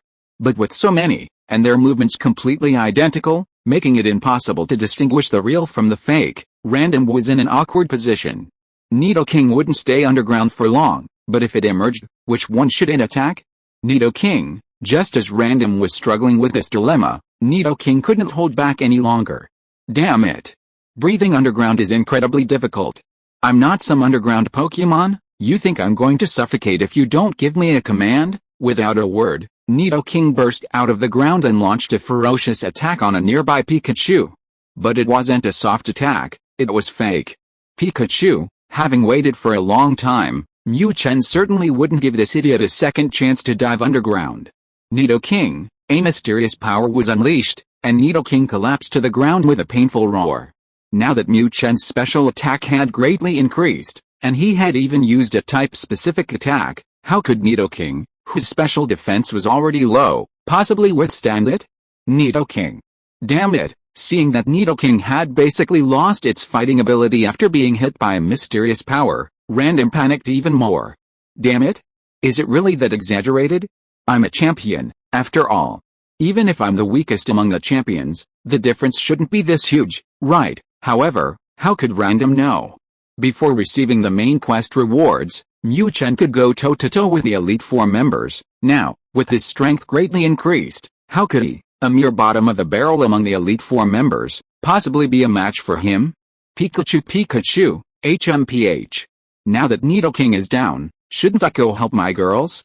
Glancing disdainfully at the astonished Random, Mu Chen turned his gaze to Melodic and Gardevoir, who were still struggling to hold on. Looks like I'll have to give these girls more opportunities to train in the future. Relying solely on myself will eventually kill me. End of this chapter. Thank you so much for reading until the end. Don't forget to give it a like. Looking for more exclusive content and immediate access? Subscribe to our Patreon. Remember, every like, subscription or donation encourages us to continue. Thank you all. See you in the next video.